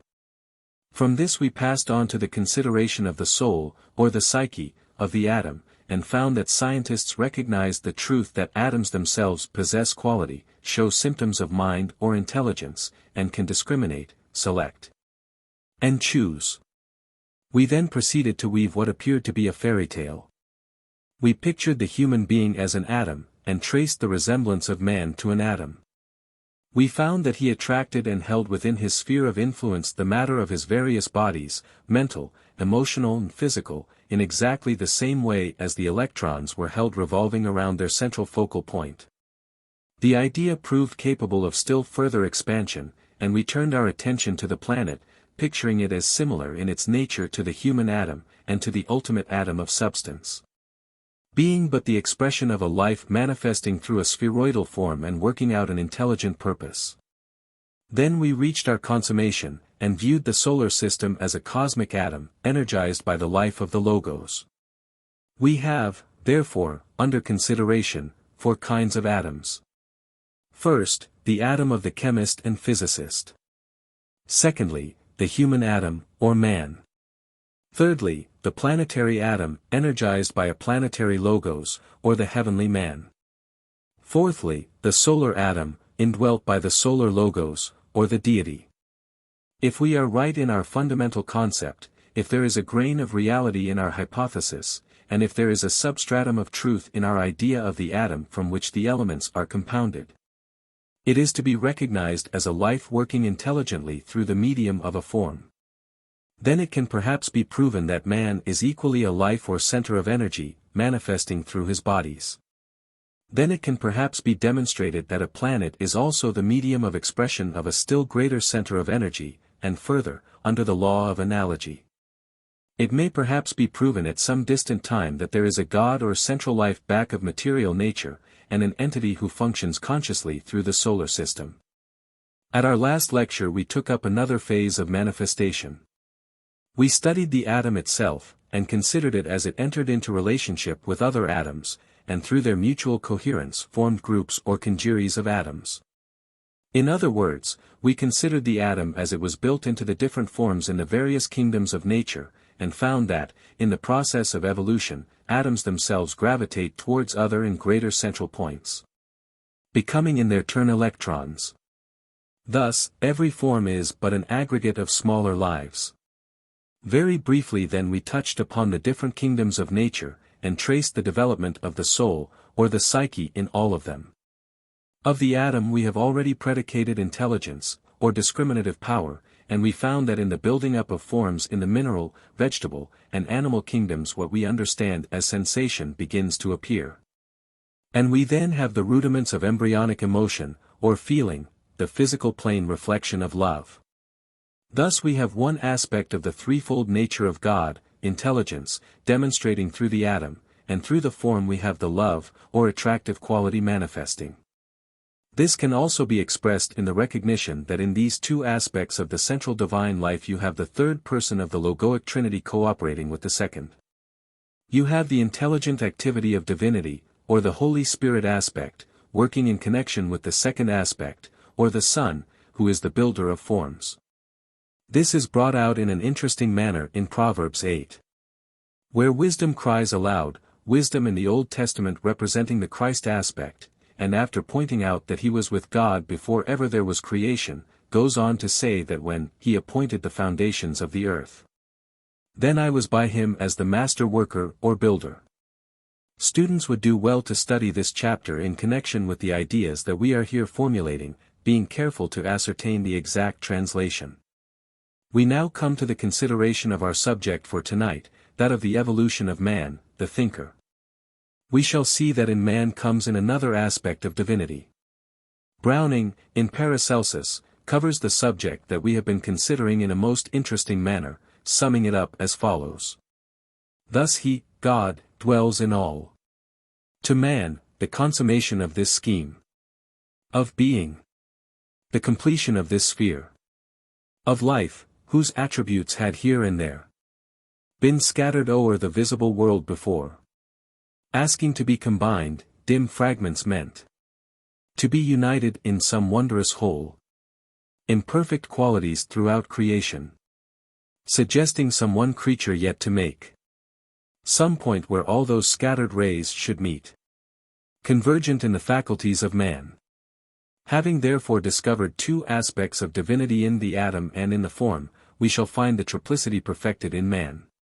We have been told that man is made in the image of God, and we would therefore expect to see him reflecting the threefold nature of the Logos. He must demonstrate intelligence, he must show forth love, and he must manifest will. Let us consider some of the definitions of man as found in the dictionary and elsewhere. The definition found in the Standard Dictionary is a profoundly uninteresting one, and is as follows: man is an individual of the human race, and then follows a long list of suggestive derivations of the word man, running through every known tongue, and concluding with the statement that many of them are improbable. That derivation which ascribes the definition of man to the Sanskrit root man, the one who thinks, is to my mind the most satisfying. Mrs. Besant, in one of her books, gives an exceptionally clear definition as follows: man is that being in whom highest spirit and lowest matter are linked together by intelligence. Man is here pictured as the meeting place for all the three lines of evolution, spirit, matter, and linking intellect. He is shown to be the one who unifies the self, the not-self, and the relation between them, and he is seen to be the knower, that which is known, and knowledge. What is the purpose of the intellect, or of knowledge? Surely its purpose is to adapt the material form to the need and requirements of the indwelling spirit. Surely it is to enable the thinker within the body to utilize it intelligently, and for some definite purpose. And surely it exists in order that the central energizing unit may constructively control its negative aspect. We are all of us entities, ensouling a form, and through the intelligence endeavoring to utilize that form for a specific purpose which exists within the conscious will of the true self. In a very old occult book, so old that the date of it cannot be ascertained, can be found a definition of man which is very illuminating, and in line with the thought that we are seeking to develop tonight. Man is there defined as the life and the lives. We have seen that the atom is a life, manifesting by means of the little sphere of which it is the center. We have seen that all forms are an aggregate of lives, built up into the mineral, vegetable, and animal kingdoms. Now we can pass to the next stage on this great ladder of evolution, and we will then find that the human being is the logical sequence that grows out of all these earlier developments. First, the primordial stuff, essentially intelligent energy. Next, atomic matter, in all its varying activity forming the elemental combination. Then the form, the aggregate of these atoms, up to the dweller within the form, who is not only active intelligence, not only inherent attraction and love, but is also a purposeful will. This dweller within took possession of the form when it had reached a certain stage of preparedness, and when the component lives had reached a certain vibratory capacity. He is now utilizing it and repeating, within his own sphere of influence, the work of the atom of matter. He demonstrates, nevertheless, not in one way, nor in two, but in three. In man, therefore, in deed and in truth, you have what the Christian would term the image of God. For, as must be apparent to all thinkers, the only way in which we can know God is through the study of his nature, or his psychic quality. We know that God is intelligence, we know that he is love, or the great attractive force of the solar system, and we know that he is the great will or purpose back of all manifestation. In every scripture in the world the deity is pictured under these three aspects, and manifests through nature in this triple manner. The evolution of substance is a thing of gradual growth. It is in time supplemented by the slow working out of the inner subjective quality of the life of God, and thus his essential nature is demonstrated. First, you have one aspect demonstrating, then another slowly appears, and finally the third can be seen, and you have the stupendous combination in consummation, the human being. He synthesizes and blends the three aspects, uniting them in himself. He is the totality of the divine attributes, though as yet they are largely embryonic, and he has to repeat within his cycle of evolution the identical processes that the atom itself has followed. Just as the atom pursues its own internal course, and just as it also has later to be drawn into and to merge and blend with other atoms in the formation of a group, so the human atom equally has to find his place within a greater form. Let us, therefore, consider for a little what is the method of the evolutionary process for a human being. We have seen that in him the three lines converge, and that he is a point of synthesis, with one aspect as yet predominant, that of the intelligence, with the second aspect of love-wisdom just beginning to make its presence felt. And with the highest aspect of spiritual will as yet purely embryonic. We have, nearly all of us, been brought up in the belief in what is called the fall of man. There are few these days who believe the story of the fall as it is given in the first chapter of Genesis, and we most of us credit it as having an allegorical interpretation. What is the occult truth underlying this curious story? Simply that the truth about the fall of the spirit into matter is conveyed by means of a picture to the infant mentality of man. The process of the converging of these lines is a twofold one. You have the descent into matter of the entity, of the central life, and the incarnation of spirit, and then you have the working up, out of matter, of that life or spirit, plus all that has been gained through the utilization of form. By experimenting with matter, by dwelling within the form, by the energizing of substance, by the going out of the Garden of Eden, the place where there is no scope for necessary development. And by the wandering of the prodigal son in the far country, you have the various stages which are pictured in the Christian Bible, where man makes the discovery that he is not the form, but that he is the one who utilizes it. He is intelligence, and therefore he is made in the image of the third person of the Trinity. He is love, and through him the love aspect of the deity will some day perfectly manifest, and he will be able to say with his elder brother, the Christ, in reply to the demand, Lord, show us the Father. That, he that hath seen me hath seen the Father, for God is love. And finally, through him the highest aspect, the will of God, will become manifest, and he will be perfect, even as his Father in heaven is perfect. Just as in the evolution of substance three stages could be seen, that of atomic energy, of group coherence, and of eventual synthesis, so in the evolution of man will the same appear. You will have, in the early stages of human evolution, that which we might call the atomic stage, in which man comes to a gradual recognition that he is a self-conscious unit, with an individuality all his own. Anyone who has brought up children knows that stage well. It can be seen in that constant utterance of my, the stage of appropriation for himself, with no thought of any other self. Children are naturally, advisedly, and wisely selfish. It is the stage of the gradual recognition of separative existence, and of the utilization ever more potently by the human atom of its own internal atomic force. The infant human being rebels against the enforced guardianship of those who seek to protect it, and considers itself sufficient unto itself. This can be seen in the individual and the race. Then, as life goes on, the man passes out of the atomic stage to a higher and a better one, when he becomes cognizant of his group relationships, when he becomes aware that he has group responsibilities, and that he has functions to work out with other separate atoms. The group consciousness begins to make itself felt. Thus the human atom finds its place within the group, the larger unit to which it belongs, and the love aspect begins to show itself. The man has passed out of the atomic stage into that of group coherence. Later comes the stage when the man begins to realize that he has not only responsibilities to the group, but that there is something greater still. He realizes that he is a part of a great universal life which underlies all groups, that he is not just a universal atom, that he is not just part of a group, but that, after merging his identity with the group, although never losing it, the group itself has to be blended again with the consciousness of that great identity who is the synthesis of them all. Thus he arrives at the final stage of intelligent appreciation of divine unity. This triple idea can be found summed up in the Bible in a rather interesting phrase, where Jehovah says to Moses, the representative man, I am that I am. If you split this verse into its three parts, you have what I have been seeking to bring out tonight. First, the atomic consciousness, I am, then the group, I am that.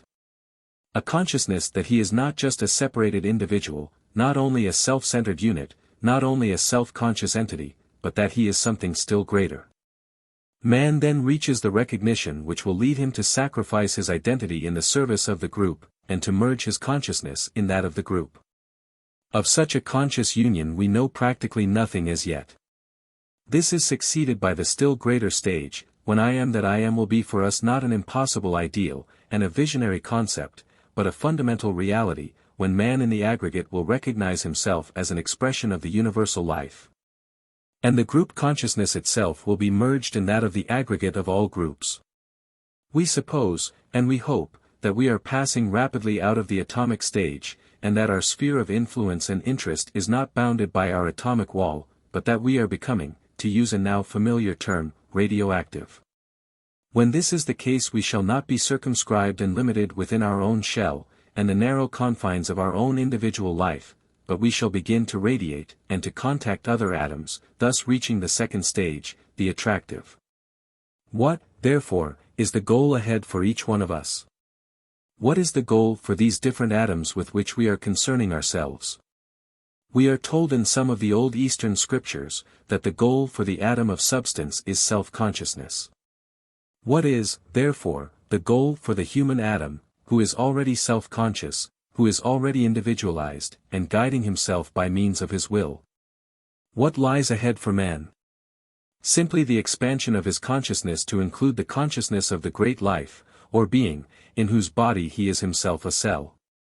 Our physical body is, for instance, made up of innumerable lesser lives, or atoms, each one of them separated from its neighbor, each one of them distinguished by its own inherent activity, and each one forming a sphere which holds within its periphery other lesser spheres or electrons.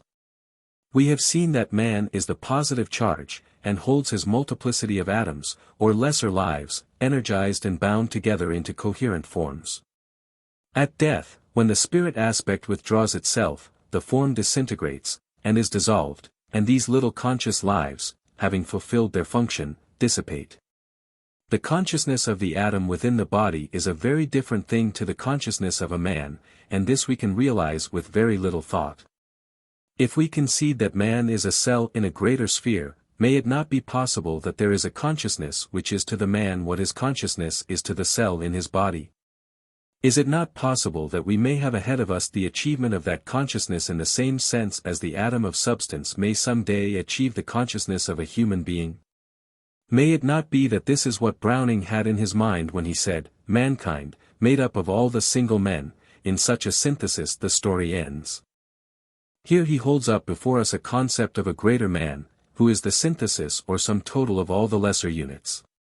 Perhaps that synthesis may be the great life, or the planetary entity who lies back of our planetary manifestation, and who is the sun's total of the group consciousness.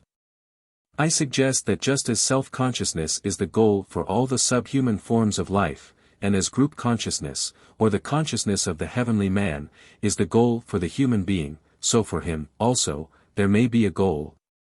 And for him the achievement may be the development of God consciousness. So for him comes the struggle to evolve the realization which is that of the solar logos. Thus can be seen the unity of consciousness from the most minute atom up to the deity himself. Thus opens up before us a wonderful picture, and a vista of possibility. Thus may the life of God be seen in its essential triple manifestation, working out in an ever-expanding consciousness.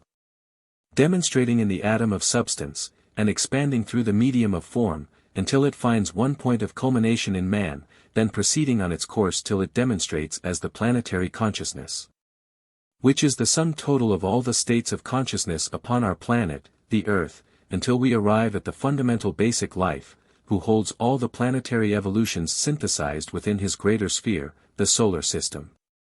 Thus, in summing up, we have four states of intelligent activity, which we might term consciousness, self-consciousness, group consciousness, and God consciousness. These demonstrate through four types of atoms: first, the chemical atom and all atomic forms; secondly, the human atom; then, the planetary atom; and finally the all-encompassing solar atom.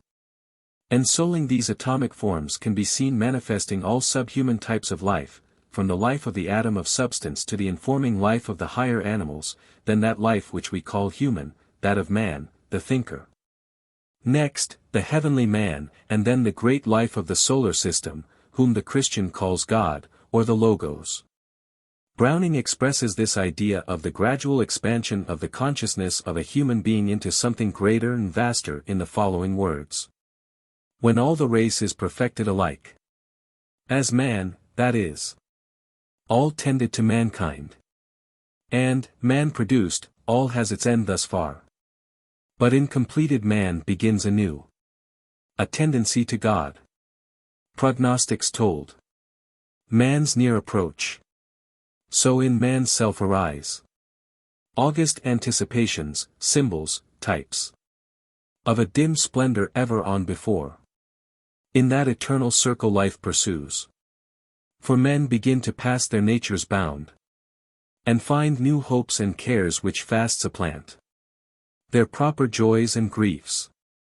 They grow too great for narrow creeds of right and wrong, which fade before the unmeasured thirst for good, while peace rises within them ever more and more. Such men are even now upon the earth, serene amid the half-formed creatures round. Who should be saved by them and joined with them? Lecture 5. The Evolution of Consciousness. Last week we studied, very inadequately, the evolution of man, the thinker, the tenant of the bodies, and the one who uses them during the cycle of evolution. We saw that he was the summation of the evolutions which had preceded him.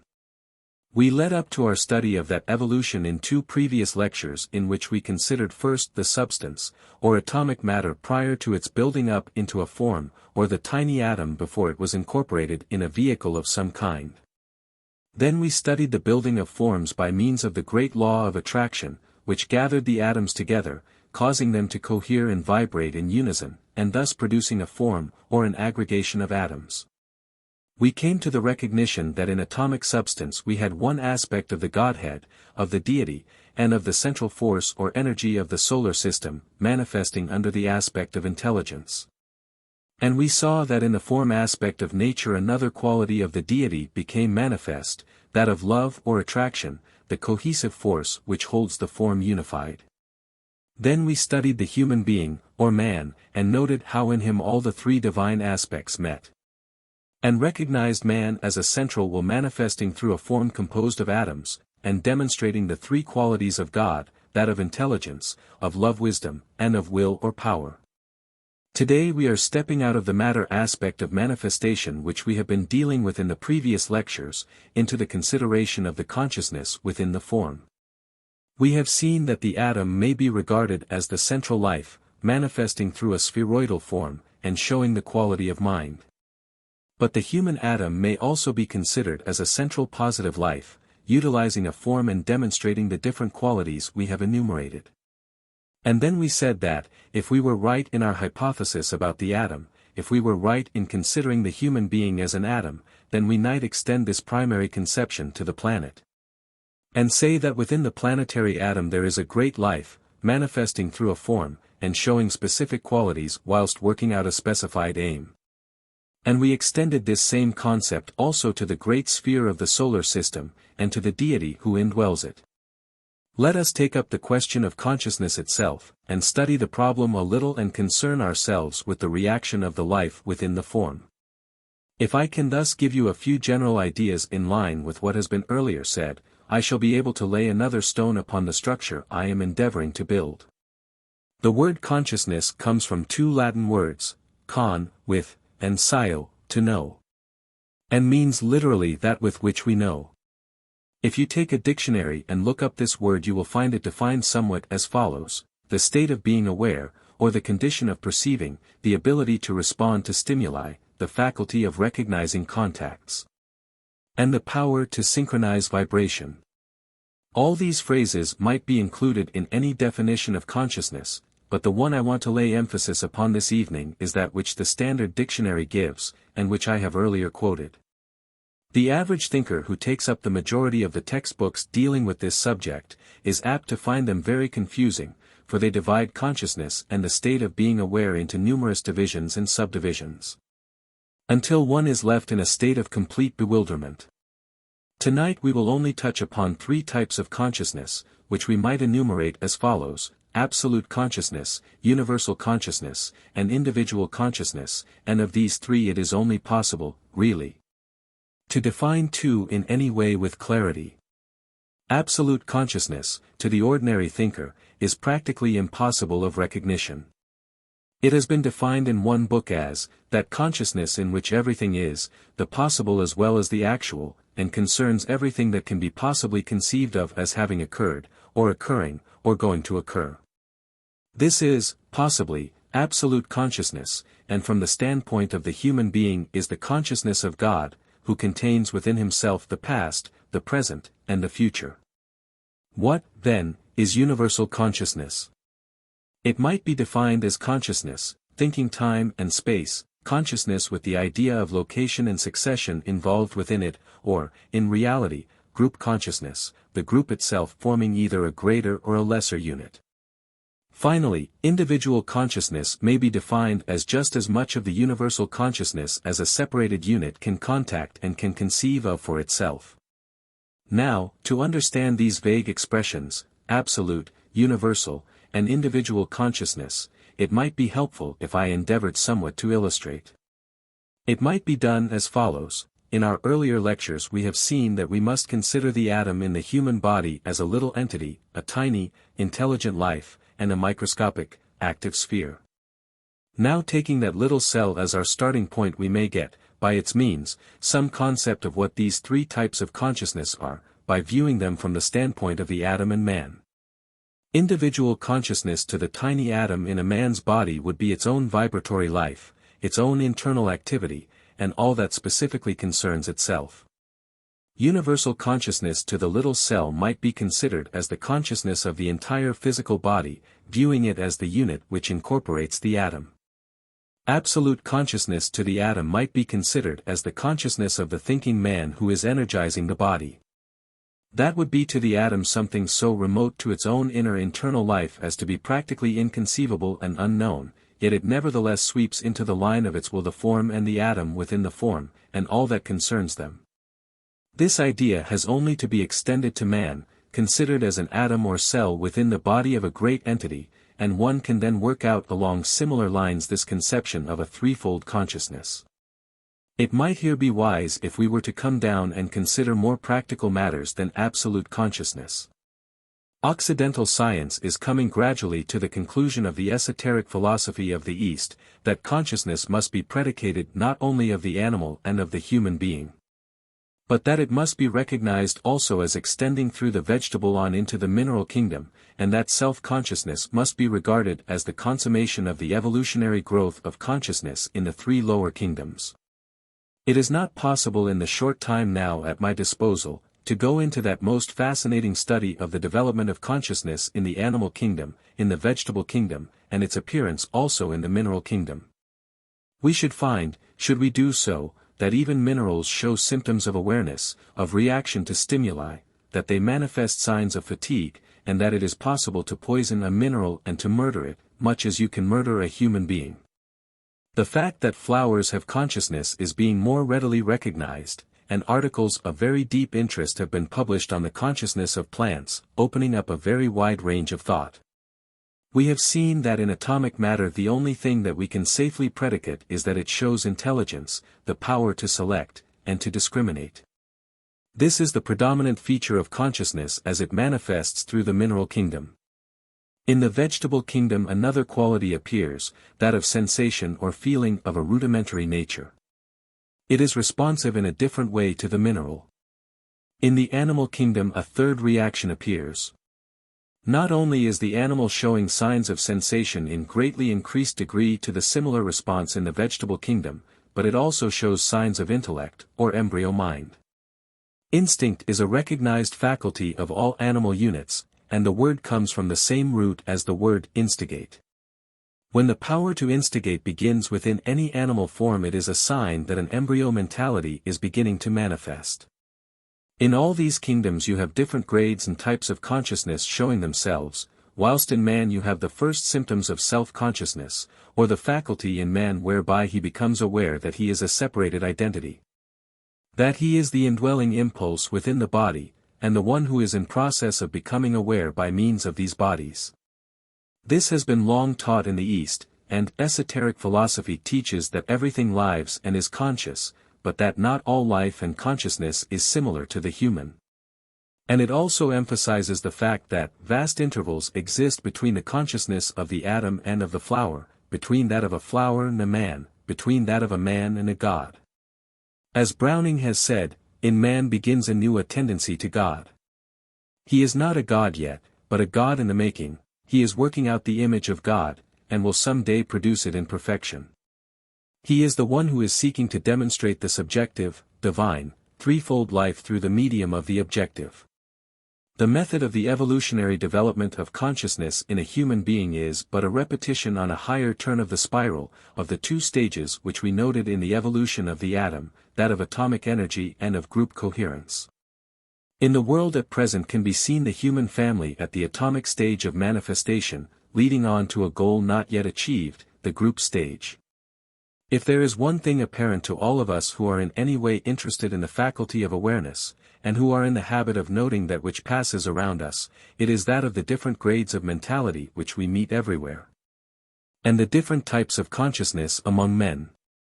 We meet people who are alert, alive, aware of all that is going on, keenly conscious, responsive to thought currents of various kinds in human affairs, and conscious of contacts of every kind. Then we meet people who seem to be asleep. There is apparently so little that interests them, they seem utterly unaware of contact, they are yet in a stage of inertia, and are not capable of responding to much outer stimuli, they are not mentally alive. One notices it, also, in children.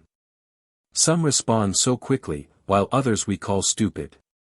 It is not really that one is more or less essentially stupid than another. It is simply due to the inner stage of evolution of the child, to its more frequent incarnations, and the longer period that it has been occupied in becoming aware. Let us now take the two stages, the atomic and the form stage, and see how the consciousness of the human being develops. Bearing ever in mind that in the human atom is stored up all that has been gained in the earlier stages in the three lower kingdoms of nature. Man is the gainer by that vast evolutionary process which lies behind him. He starts with all that has been gained therein latent within him. He is self-conscious, and has before him a definite goal, the attainment of group consciousness. For the atom of substance the goal had been the attainment of self-consciousness. For the human being the goal is a greater consciousness, and a wider range of awareness. The atomic stage which we are now considering is, for us, a peculiarly interesting one, because it is the stage in which the majority of the human family find themselves. In it we pass through the period, a most necessary one, of self-centeredness, that cycle in which the man is principally concerned with his own affairs, with that which primarily interests him, and lives his own intense, internal, vibratory life. For a long period back of us, and perhaps at the present stage, for I do not believe that many of us would feel insulted if we were not regarded as having attained perfection, or having achieved the goal, we are most of us intensely selfish. And only mentally interested in the things that are going on in the world, and then probably because our hearts are touched, and we do not like being uncomfortable, or we are interested because it is the fashion. And yet, in spite of this mental attitude, our whole attention is focused upon the things which concern our own individual life. We are in the atomic stage, intensely active in connection with our own personal problems. Watch the throngs in the streets of any great city, and you will see everywhere people in the atomic stage, centered entirely in themselves, occupied only with their own business, intent upon their own pleasure-getting. Desirous only of having a good time, and only incidentally occupied with affairs which concern the group. This is a necessary and protective stage, and one of essential value to every unit of the human family. The realization of this, therefore, will surely lead us all to be patient with our brothers and sisters who may so often irritate us. What are the two factors whereby we evolve in and out of the atomic stage? In the Orient for many ages the method of evolution has been regarded as a twofold one. A man has been taught that he evolves and becomes aware first by means of the five senses, and later through the development of the faculty of discrimination, coupled with dispassion. Here in the West we have primarily emphasized the five senses, and have not taught that discrimination which is so essential. If you watch the development of a little child you will become aware, for instance, that a baby develops the five senses in a certain ordered sequence, usually. The first sense it develops is hearing. It will move its head when there is a noise. Then the next sense to be noted is that of touch, and it begins to feel about with its little hands. The third sense which seems to awaken is that of sight. I do not mean by this that a baby cannot see, or that it is born blind, like a kitten, but it is often several weeks before a baby consciously sees and looks with recognition. The faculty has always been there, but there has been no realization. So it is with the graded expansions of consciousness and realizations that lie ahead of man today. In these three paramount, or major senses, hearing, touch, and sight, you have a very interesting analogy to, and connection with the threefold manifestation of deity, the self, the not-self, and the relation between. The self, occultly, hears and responds to vibration, thus realizing itself. It becomes aware of the not-self, and of its tangibility, through touch, but it is only when sight or conscious recognition comes in that the relation between the two is established. Two more senses are utilized by the self in making its contacts, those of taste and smell, but they are not so essential to the development of intelligent awareness as are the other three. Through these five senses we make every contact that it is possible to make upon the physical plane, through them we learn, we grow, we become aware, and we develop. Through them all the great instincts are evolved. They are the great protective senses, not only enabling us to contact our environment, but also protecting us from that environment. Having, then, learned to be intelligent units by means of these five senses, and having, through their medium, expanded our consciousness, we reach a certain crisis, and another factor comes in, that of intelligent discrimination. Here I am referring to the discrimination which a self-conscious unit demonstrates. I refer to that conscious choice which you and I evidence, and which we will be forced to utilize as the power of evolution drives us on to the point where we will learn to distinguish between the self and the not-self. Between the real and the unreal, between the life within the form, and the form which it uses, between the knower and that which is known.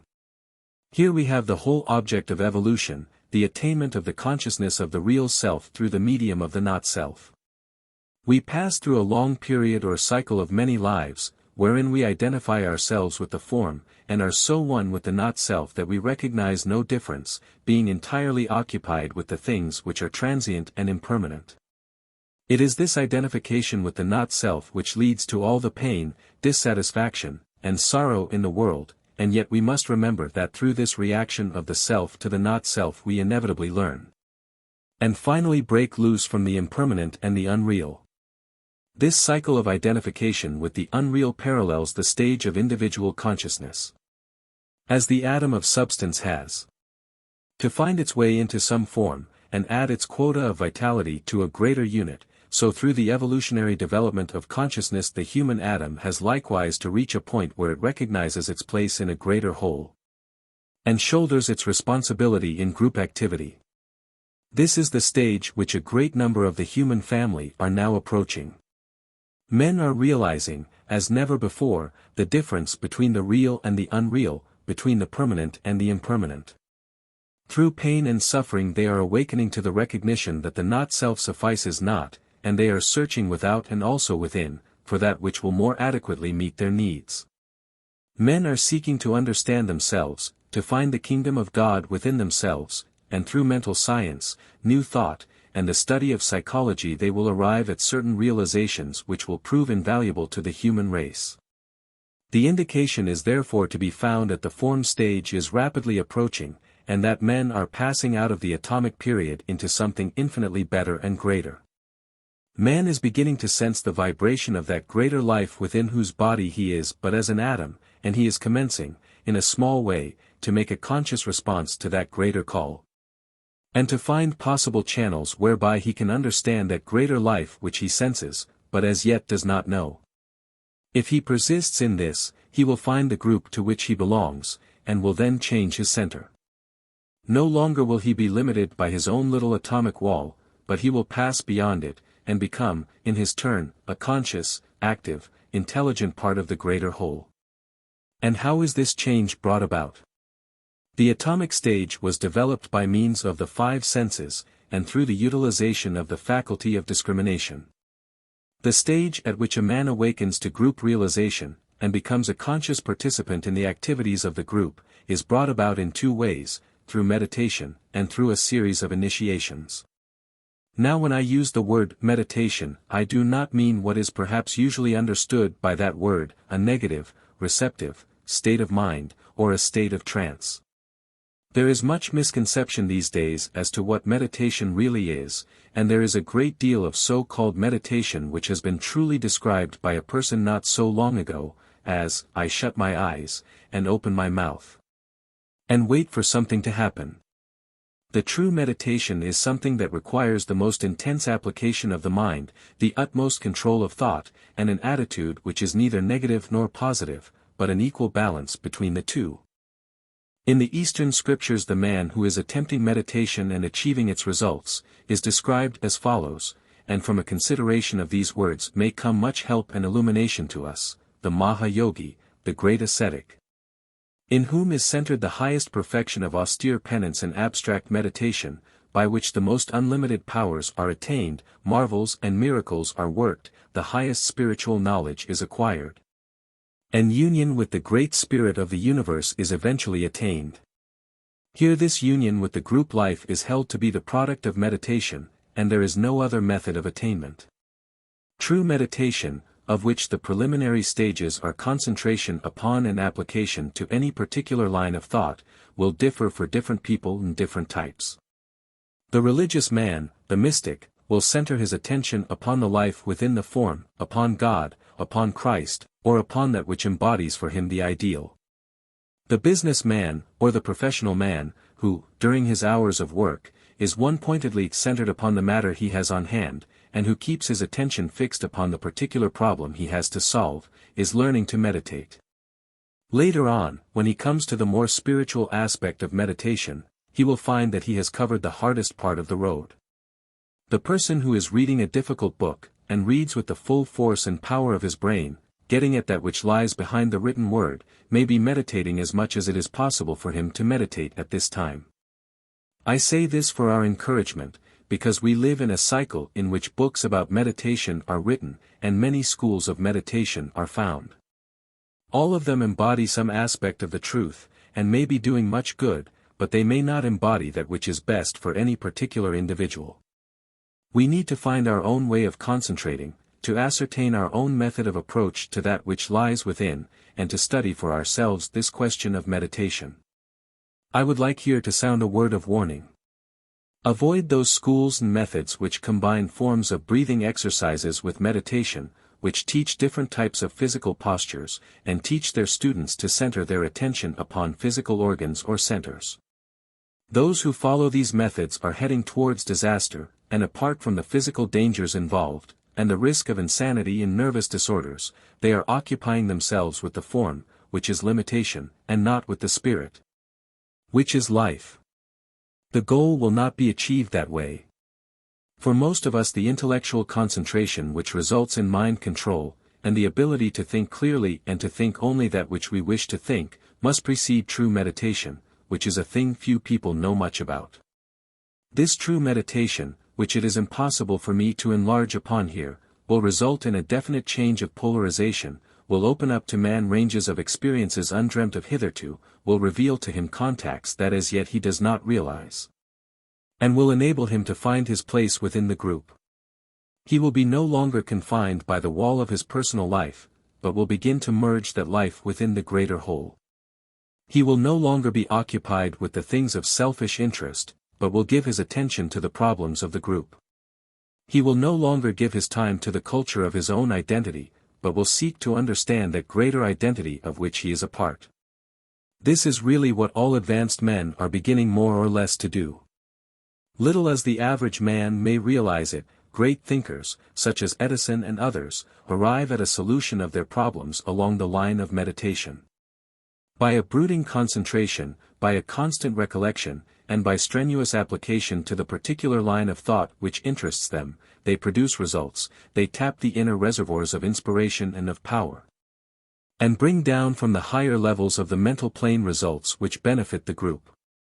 When we ourselves have done a certain amount of work along the line of meditation, when we are cultivating group interest and not self-interest, when we have developed physical bodies that are strong and clean, and emotional bodies that are controlled, and not swayed by desire, when we have mental bodies that are our instruments and not our masters, then we shall know the true meaning of meditation.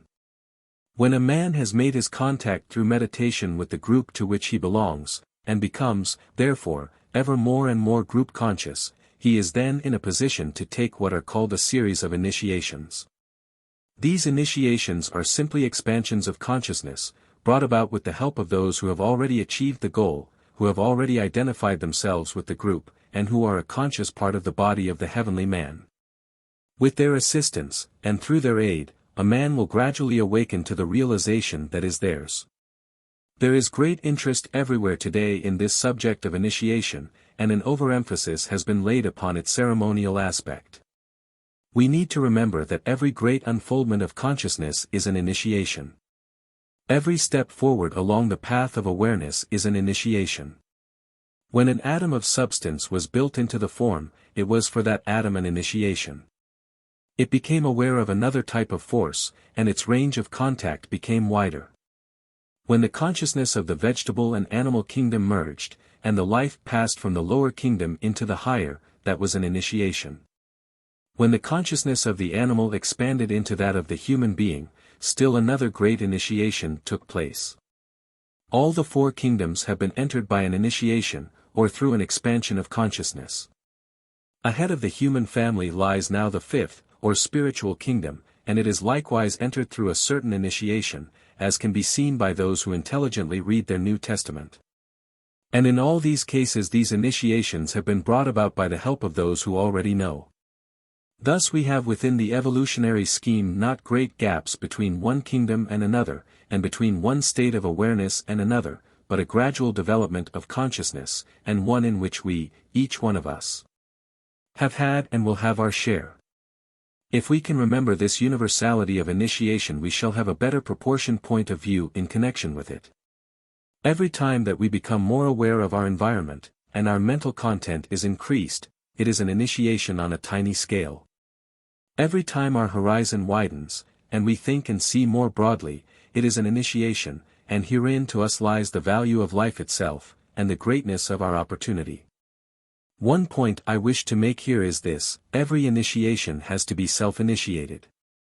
That final stage when definite help is brought to us from outside sources is not achieved because there are great beings anxious to help us, who come to us where we are and seek to lift us. It comes to us because we have done the necessary work, and nothing can stop it coming. It is our right. Those who have achieved can and will and do aid and assist us, but their hands are tied until we have done our share of the undertaking. Nothing therefore that we do to increase our usefulness in the world, no steps that we take to build better bodies, no effort that we make to gain self-control and to equip our mental body, is ever lost. It is all something which we are adding to the total we are piling up, which will someday bring us to a great revelation, and every hourly, daily effort that we make, swells the tide of energy which will sweep us to the portal of initiation. The meaning of the word initiation is to go into. It means simply that an initiate is one who has taken the first steps into the spiritual kingdom, and has had the first series of spiritual revelations, each one of which is a key to a still greater revelation. Lecture 6. The Goal of Evolution. In using such a title as The Goal of Evolution, I feel extremely diffident. I realize that the only thing I can possibly attempt is to put certain suppositions before you, drawing upon my imagination. Naturally, it is not possible for finite mind to accurately gauge the plan of the deity. All that we can do is to study the history of the past, to investigate present conditions, and to ascertain somewhat racial and natural tendencies, and thus follow, as logically as may be, the various steps and stages. All that is permissible for us is to start from the solid basis of acquired facts and knowledge, then put them all together, and from their aggregate form an hypothesis as to what may be the possible goal. Beyond that it is impossible to go. In our talks upon evolution, as I mentioned in the first lecture, we have been dealing somewhat with suppositions, and concerning ourselves with possibilities. Certain things we do know, and certain truths have been ascertained. Yet even the facts of science, for instance, such as were so much spoken of and insisted upon 40 years ago, are no longer regarded as facts, and are not used or promulgated as drastically and as emphatically as they were. Science itself is finding every year that its knowledge is very relative. The more a man grasps and knows, the greater is the horizon which opens up before him. Scientists are now venturing into what are the subtler planes of matter, and therefore into the realms of the unproven, and we should remember that, up till the present, science has refused to admit their existence. We are passing beyond the sphere of what has been called solid matter, into such realms as are inferred when we speak about centers of energy, negative and positive force, and electrical phenomena. And the emphasis is being laid more and more upon quality rather than upon what has been called substance. The further we look ahead, the wider our speculations become, and the more we attempt to account for telepathic, psychic and other phenomena, the more we shall trespass into the realm of what is now the subjective and the subconscious. And the more we shall be forced to express ourselves in terms of quality or of energy. If we succeed at all in accounting for that which is unusual, for that which is as yet inexplicable to us, and in ascertaining the reality of the occult, we shall bring about a condition which might almost be called paradoxical. We shall gradually make the subjective the objective. Let us again briefly sums up the substance of the talks we have had during the past few weeks, and thus start with our ideas clarified. We dealt first with the atom of substance, and found that that atom was a center of force, that it was of electrical origin, being the conjunction of a form of negative and positive energy, and that it showed psychic quality. We found it demonstrating selective capacity and discrimination. We then saw how the atom was gradually built up into differing forms. That these forms were distinguished by another quality to that of the atom, which we called attraction, response to sensation, and in reality a recognition of duality. In these two, the atom, and the form composed of atoms, we had two of the aspects of the Godhead manifested. We saw that the active intelligence, or the mind aspect of deity, shows itself as the discriminating faculty, and that the second aspect shows itself as that cohesive attractive power which holds the form together. Next we found that man is the summation of the two previous developments of the divine life, combining atomic substance into form, whilst manifesting a third factor, that of intelligent purpose or will. That central will is the real man, the spiritual entity, who uses the form for purposes of his own. Man therefore embodies all the three aspects of the Godhead, and is verily and in truth made in the image of God. He is a synthesis. The life of the third person in the Godhead, showing as intelligence, animates the substance of his bodies. The life of the second aspect, revealing that God is attractive love, is the force which builds up the atoms into the forms which he occupies, whilst he in essence is the will or spirit aspect. In him, therefore, pulsates the life of God the Father, God the Son, and God the Holy Spirit. Having traced the different lines of evolution until they meet in man, we proceeded to weave romances and to expand our ideas into something greater. We considered the sphere of the planet, and we said that it might perhaps be a logical hypothesis to posit that within that great atom, a planet, there might be, animating it and working through it, a life that is expressing itself in and through and by that planet. From the planet we leapt to the solar system, and we saw that, if it were logical to deduce such facts concerning the planet, it might be equally logical to say that the solar system is a cosmic atom, a vast spheroidal form, animated by a central life, which is working out, by means of that form, an ultimate purpose. Having therefore dealt with the atom of substance, with the human atom, with the planetary atom, and with the cosmic atom, we left the discussion of the objective side of manifestation, and our speculations as to the nature of that which indwelt the form, and proceeded in our lecture last week to take up the subject of consciousness, of the evolution of the life within the form, and of the contacts made by means of it. We said that for each of these atoms there was a specific goal, that for the atom of substance there was the goal of self-consciousness. That all forms are conscious, but that all forms are not self-conscious, and that between man and the animal there was a profound distinction marking the difference between consciousness and that self-consciousness which becomes possible when the spirit or will aspect of divinity indwells the form. For man there is a still greater consciousness or realization to be achieved, which we call group consciousness. Logically, then, we had to predicate for the planetary deity of our earth a further stage of unfoldment which we called God consciousness, or the realization of that life which informs the entire sphere of the solar system, which is the goal for the planetary spirit. Finally we saw that there may be a still vaster stage of realization to be compassed by the solar logos, functioning through his solar system along some cosmic line inconceivable to us. The subject that I am going to consider now is one that affects us very closely, namely, the attainment by man of that group consciousness which is his goal, and the expansions of his little consciousness until it measures up to that greater one which enfolds it. You will remember that in trying to explain the difference between self-consciousness, group consciousness, and God consciousness, I illustrated it by pointing out that in the little atom of substance in the physical body, that tiny centralized life which goes to the constitution of the human form, we had a correspondence to the self-consciousness of the human being. That the life of the physical body, considering it in every one of its departments as a whole, is to that little self-contained cell what group consciousness is to us. And that the consciousness of the real man, the informing entity within the body, is to that atom what God consciousness is to us, as inexplicable and as far removed.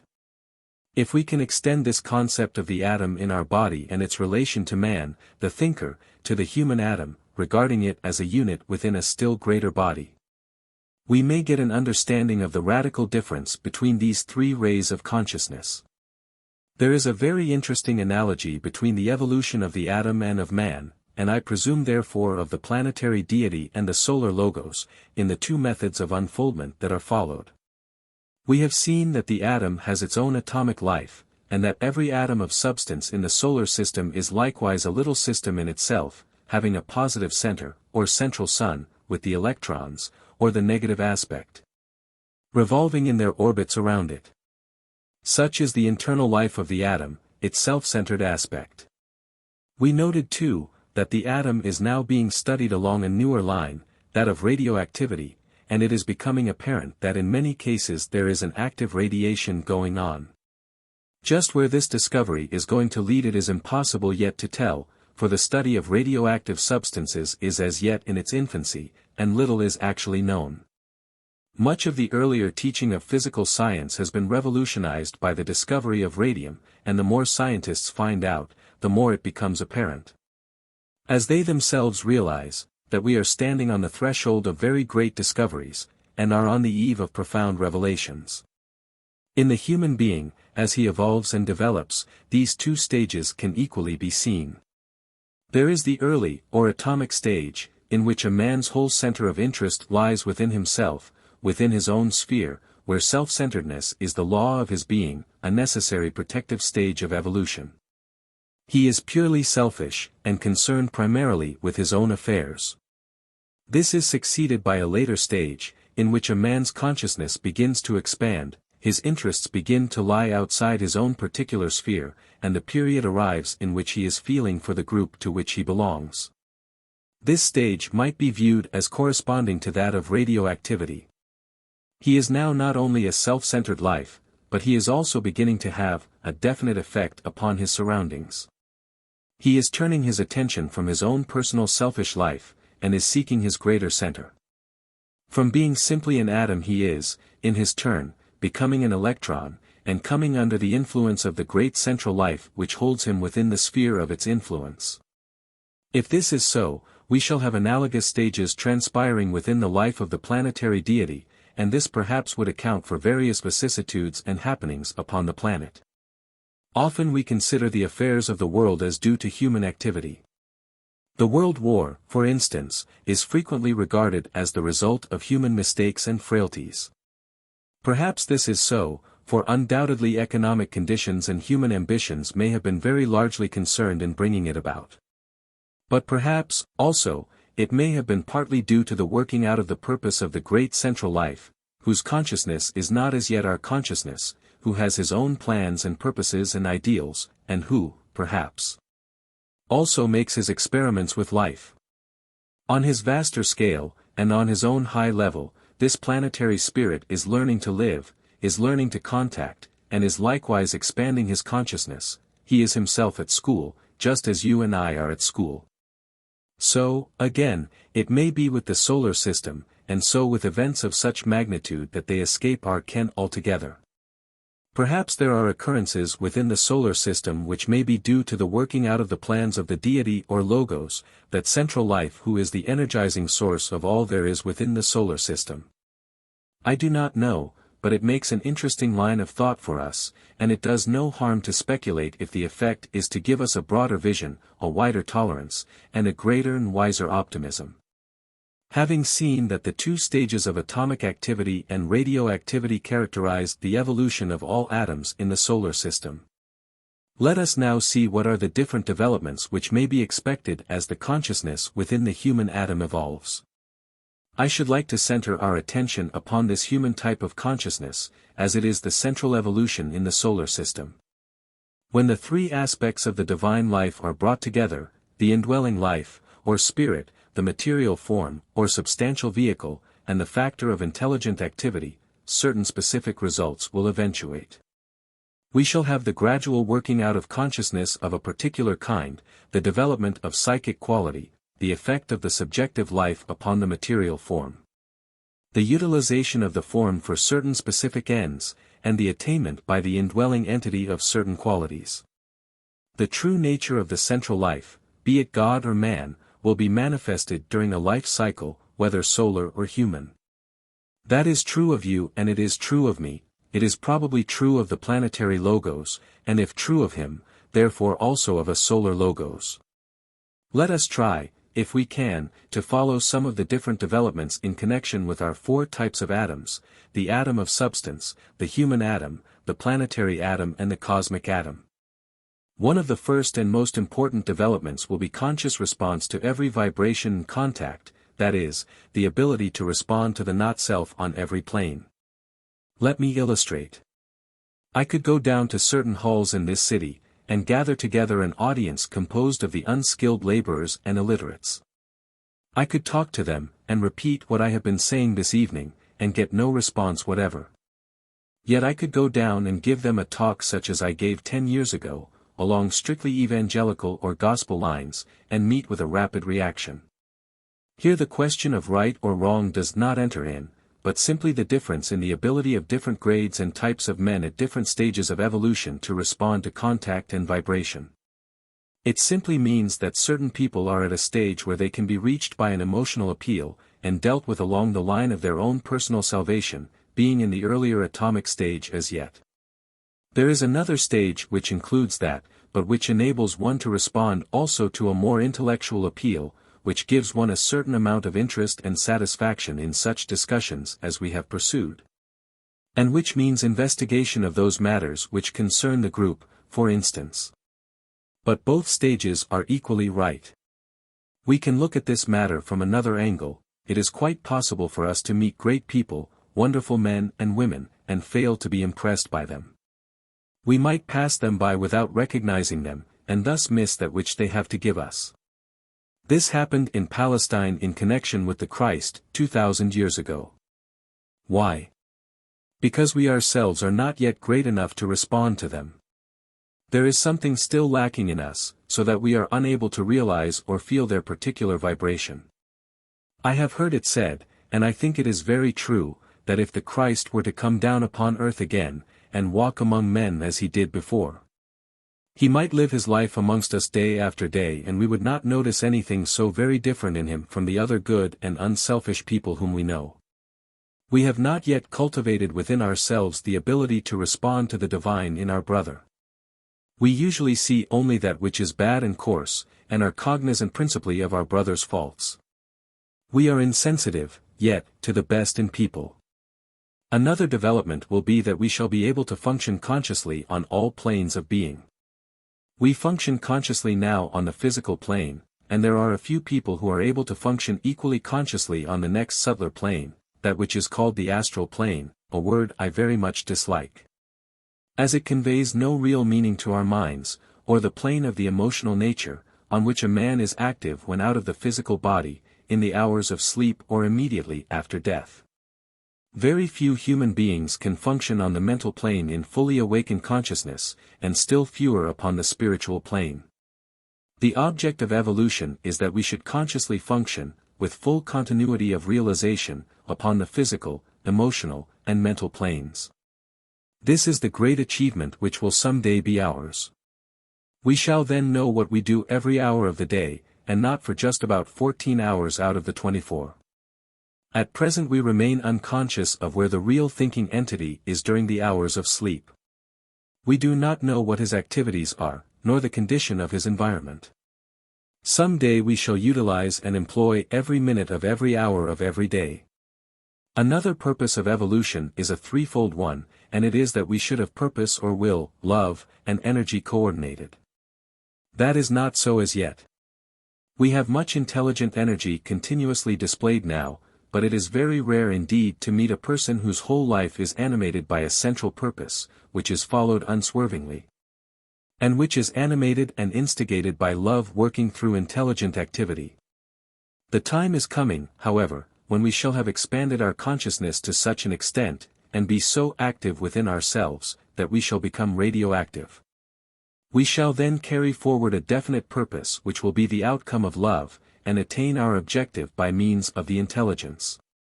This is all that God is doing, is it not?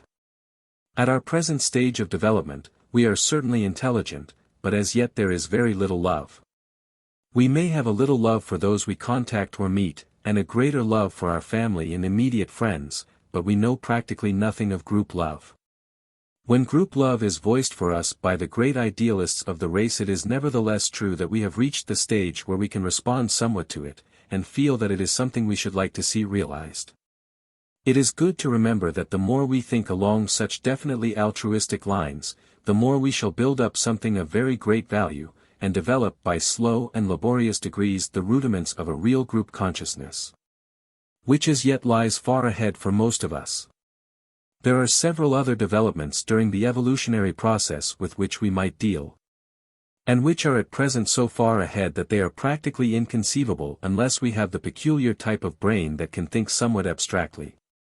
There is the stage in which we can transcend time and space, when the consciousness of the group in all parts of the planet, for instance, will be our consciousness. And when it will be just as easy for us to contact the consciousness of a friend in India, Africa, or elsewhere, as it is here. Distance and separation will prove no barrier to intercourse. Symptoms of this can be seen in the ability which some people have to communicate telepathically, or to psychometrize. It is all very well to spend some time visioning this distant goal, and picturing the achievement of the logos billions of years hence, but the thing of vital interest for us is to get some idea of the immediate stage ahead. And to understand what we may expect to happen in connection with the evolutionary process during the next few thousand years. Let us consider this idea somewhat. There are, as we know, three main lines of thought in the world: the scientific, the religious, and the philosophical. Now, in these three what have we got? In the scientific line of thought we have embodied all that concerns matter, the substance aspect of manifestation. It deals with objectivity, and with that which is material, tangible, and seen, literally, with that which can be proven. In religious thought we have that which is concerned with the life within the form, which deals with the return of spirit to its source, plus all that has been gained by the use of the form. It has reference to the subjective side of nature.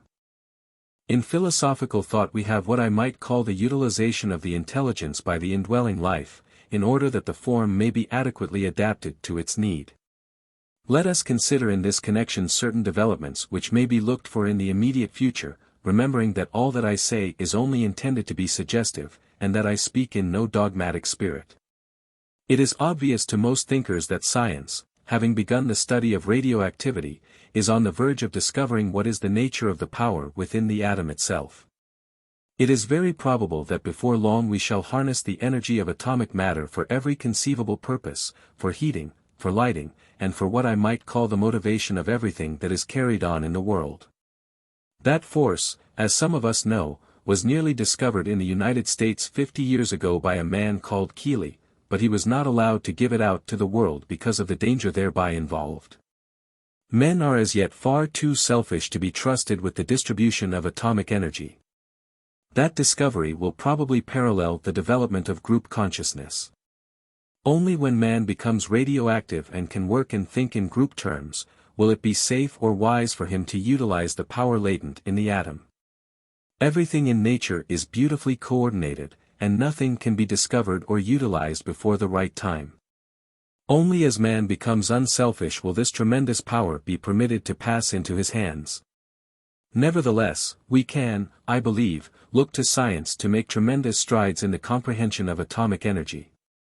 Then paralleling the evolution of the human being again, we can look for man to dominate the air.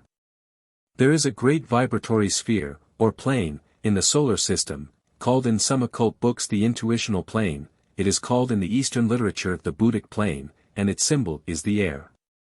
Just as man is beginning to find his way through the development of the intuition onto that plane now, so science is beginning to discover how to dominate the air, and as the intuition in man develops and grows, so will his control of the air be developed and grow.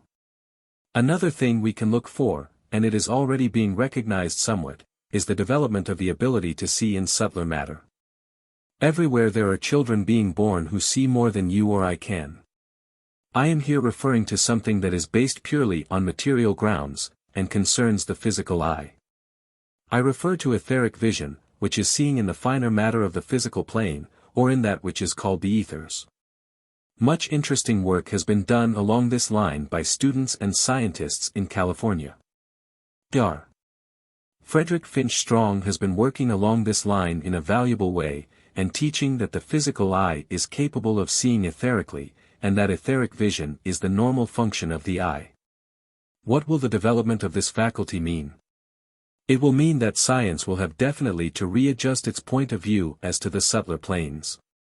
If there come within the range of vision of the normal man or woman within the next 100 years certain aspects and forms of life that have been regarded hitherto as imaginary, We have broken once and for all that rank materialism which has distinguished us for so long, and if that which is now invisible is recognized along any particular line, who shall say how far forward it will be possible for us to go as time progresses?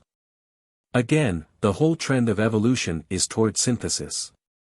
As we go down into matter, as we tend toward materialization, we shall have heterogeneity, as we work back toward spirit we shall tend towards unity.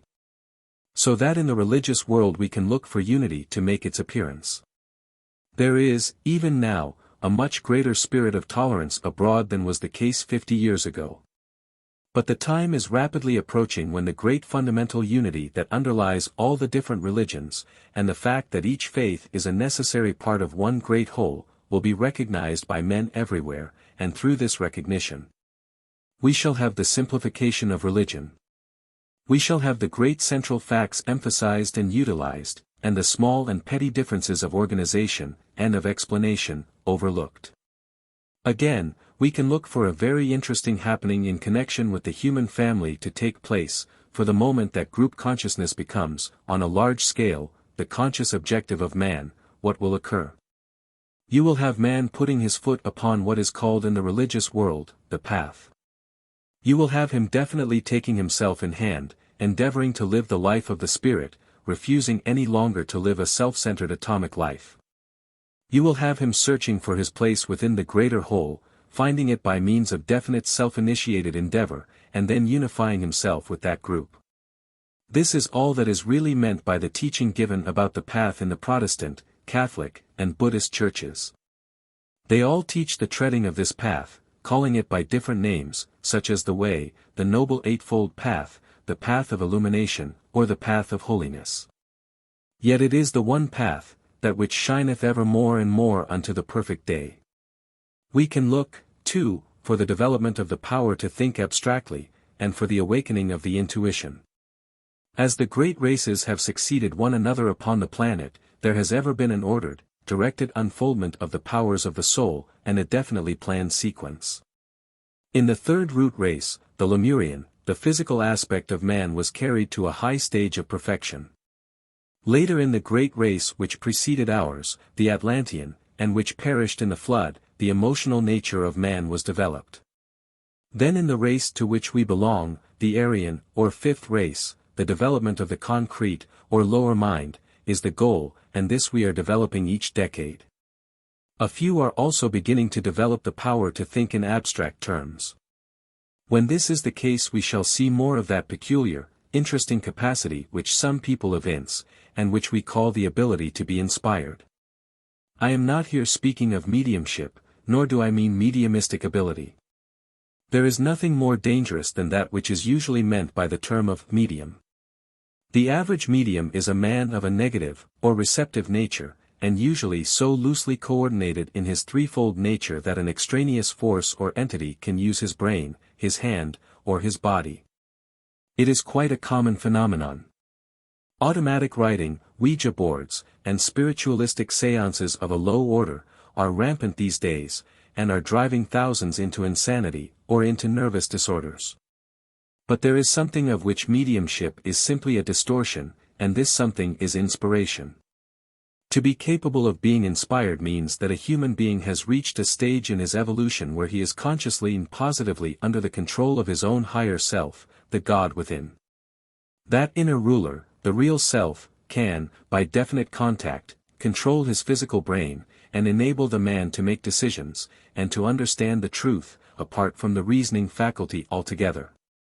This inner God can enable the man to speak, to write, and to pass on the truth without the use of the lower mind. Truth lies within ourselves. When we can contact our own inner God, all truth will be revealed to us. We shall be knowers. But this is a positive, not a negative thing, and means the putting of oneself in direct conscious alignment with one's ego, or higher self, and not the throwing open of one's personality to any passing entity or spook.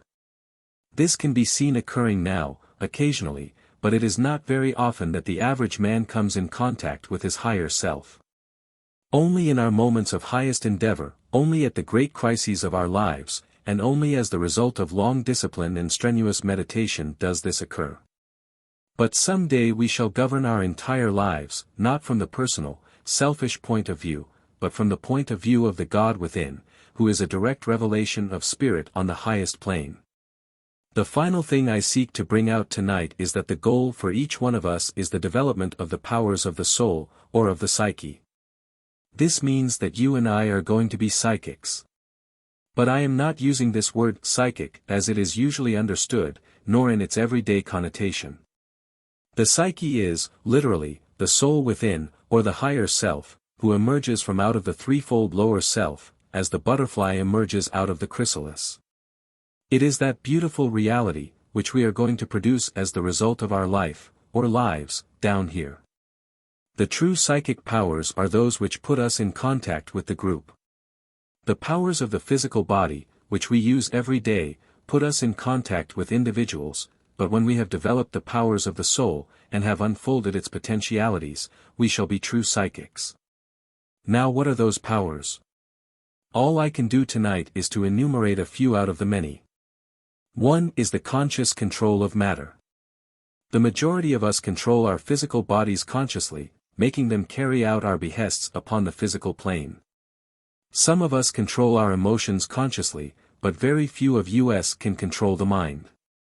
Most of us are controlled by our desires, and by our thoughts. But the time is coming when we shall consciously control our threefold lower nature. Time will then not exist for us at all. We shall have that continuity of consciousness upon the three planes of being, physical, emotional, and mental, which will enable us to live as does the Logos, in that very metaphysical abstraction, the eternal now.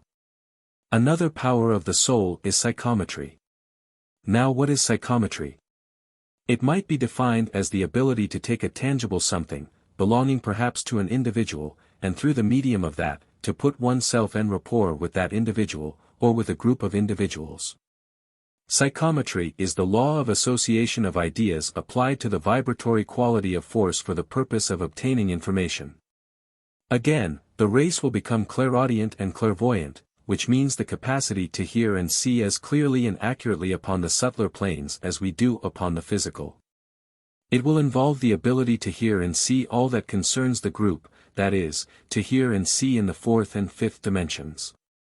I am not enough of a mathematician to attempt to explain these dimensions, and am apt myself to get very confused when considering them, but an illustration that was given me may make the whole thing somewhat clearer. A young Swedish thinker explained it to me thus. The fourth dimension is the ability to see through and around a thing. The fifth dimension is the ability, for instance, to take an eye, and by means of that eye to put oneself en rapport with all other eyes in the solar system. To see in the sixth dimension might be defined as the power to take a pebble off the beach, and by means of it to put oneself in accord with the entire planet.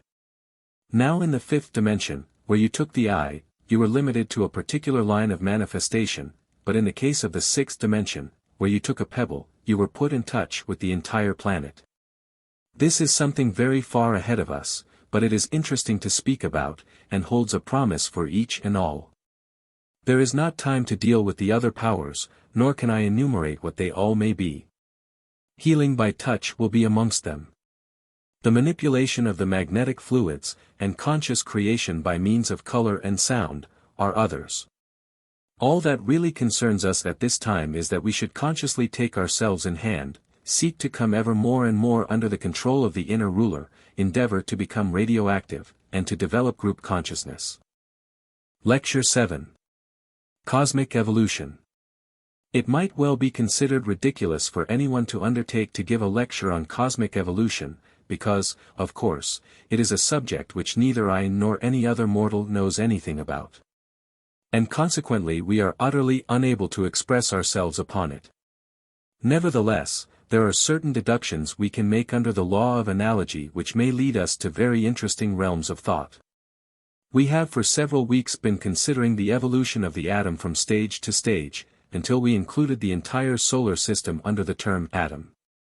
We studied first, along general lines, the atom of substance, then we studied the human atom, and later we applied what we knew about both these atoms to the still larger sphere, or atom, a planet, which we called a planetary atom.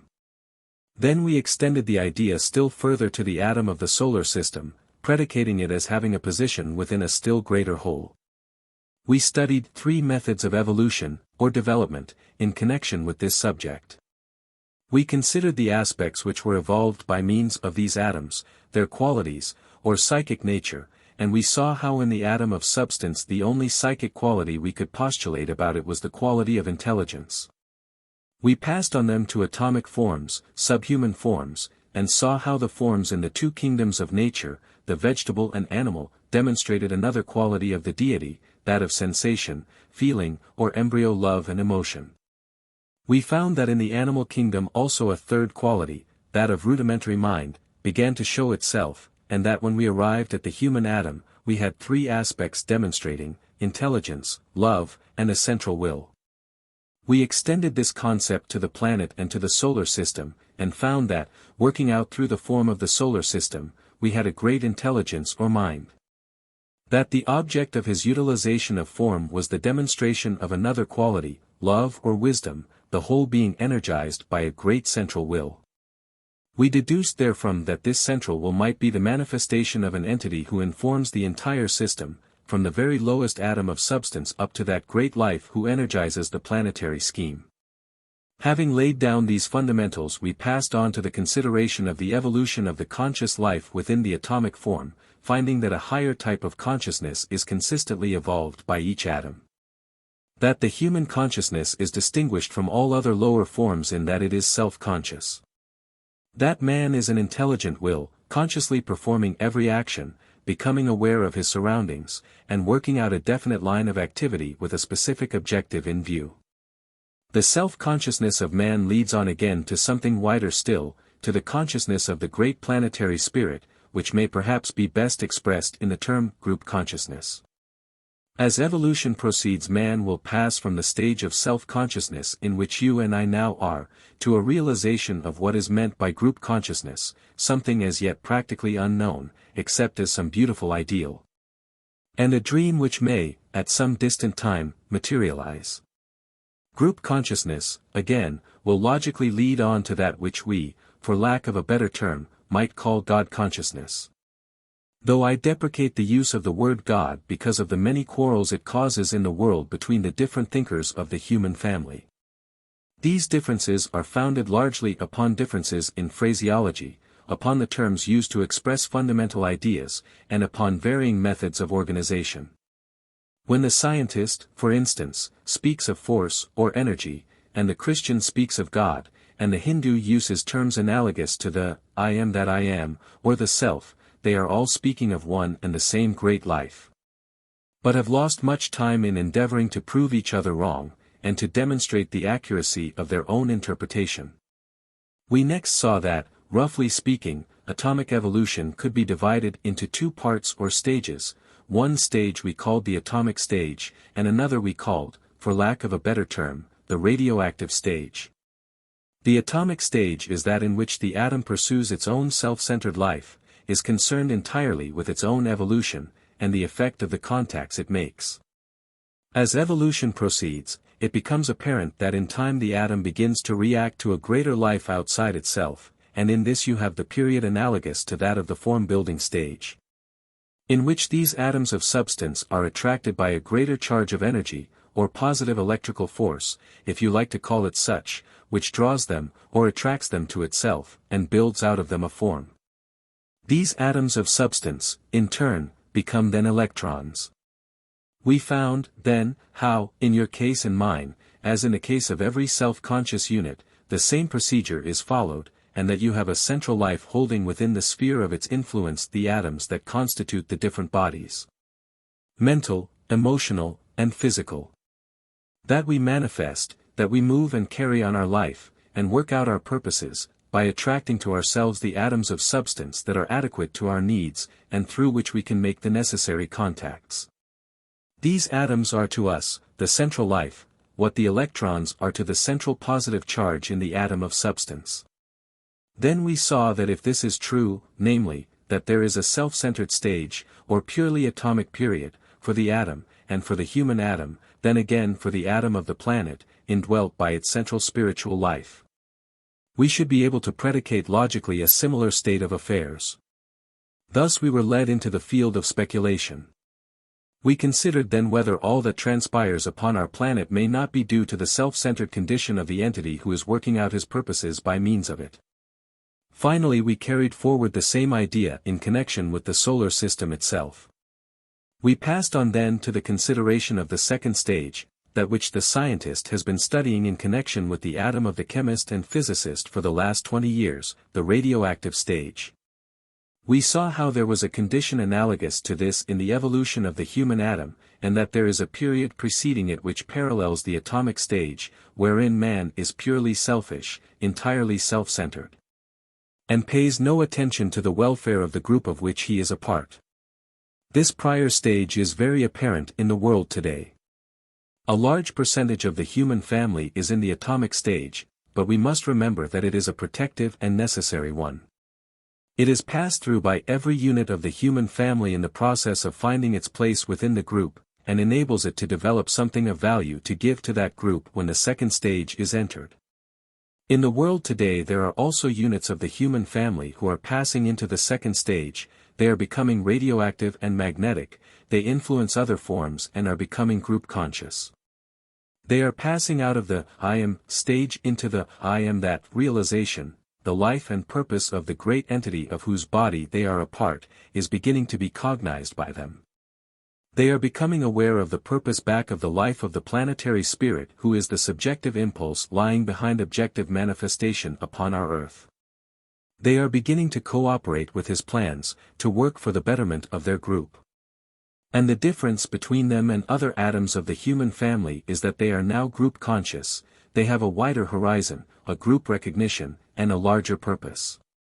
At the same time they do not lose their self-consciousness, nor their own individual identity, and their own spheroidal life remains, but they put the whole force and energy which flows through them not into the working out of their own plans, but into an intelligent cooperation with the greater life of which they are a part. Such men are few and far between, but when they are more in number, then we can look for a change in world conditions, and for that time to arrive, of which St. Paul speaks when he says, "There should be no division in the body, but the members should have the same care one for another. Whether one member suffer, all members suffer with it, or one member be honored, all rejoice with it. It is the same God which worketh all in all. There are diversities of gifts but the same Spirit, there are differences of ministries, or service, but the same Lord."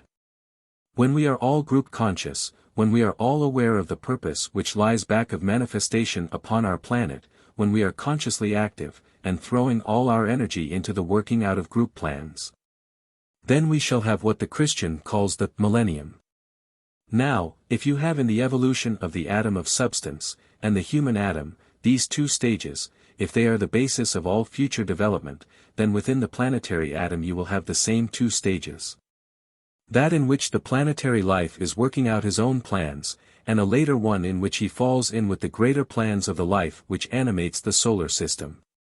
Not yet being in a position to have an interview with the planetary spirit, I am unable to tell you whether he is as yet cooperating in the purposes of the solar logos.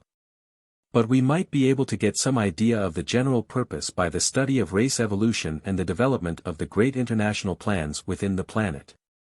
We must bear in mind also, that, though we human beings consider ourselves as the highest and greatest manifestation upon the planet, there may be other evolutions through which the central life may be working, of which we know as yet but little.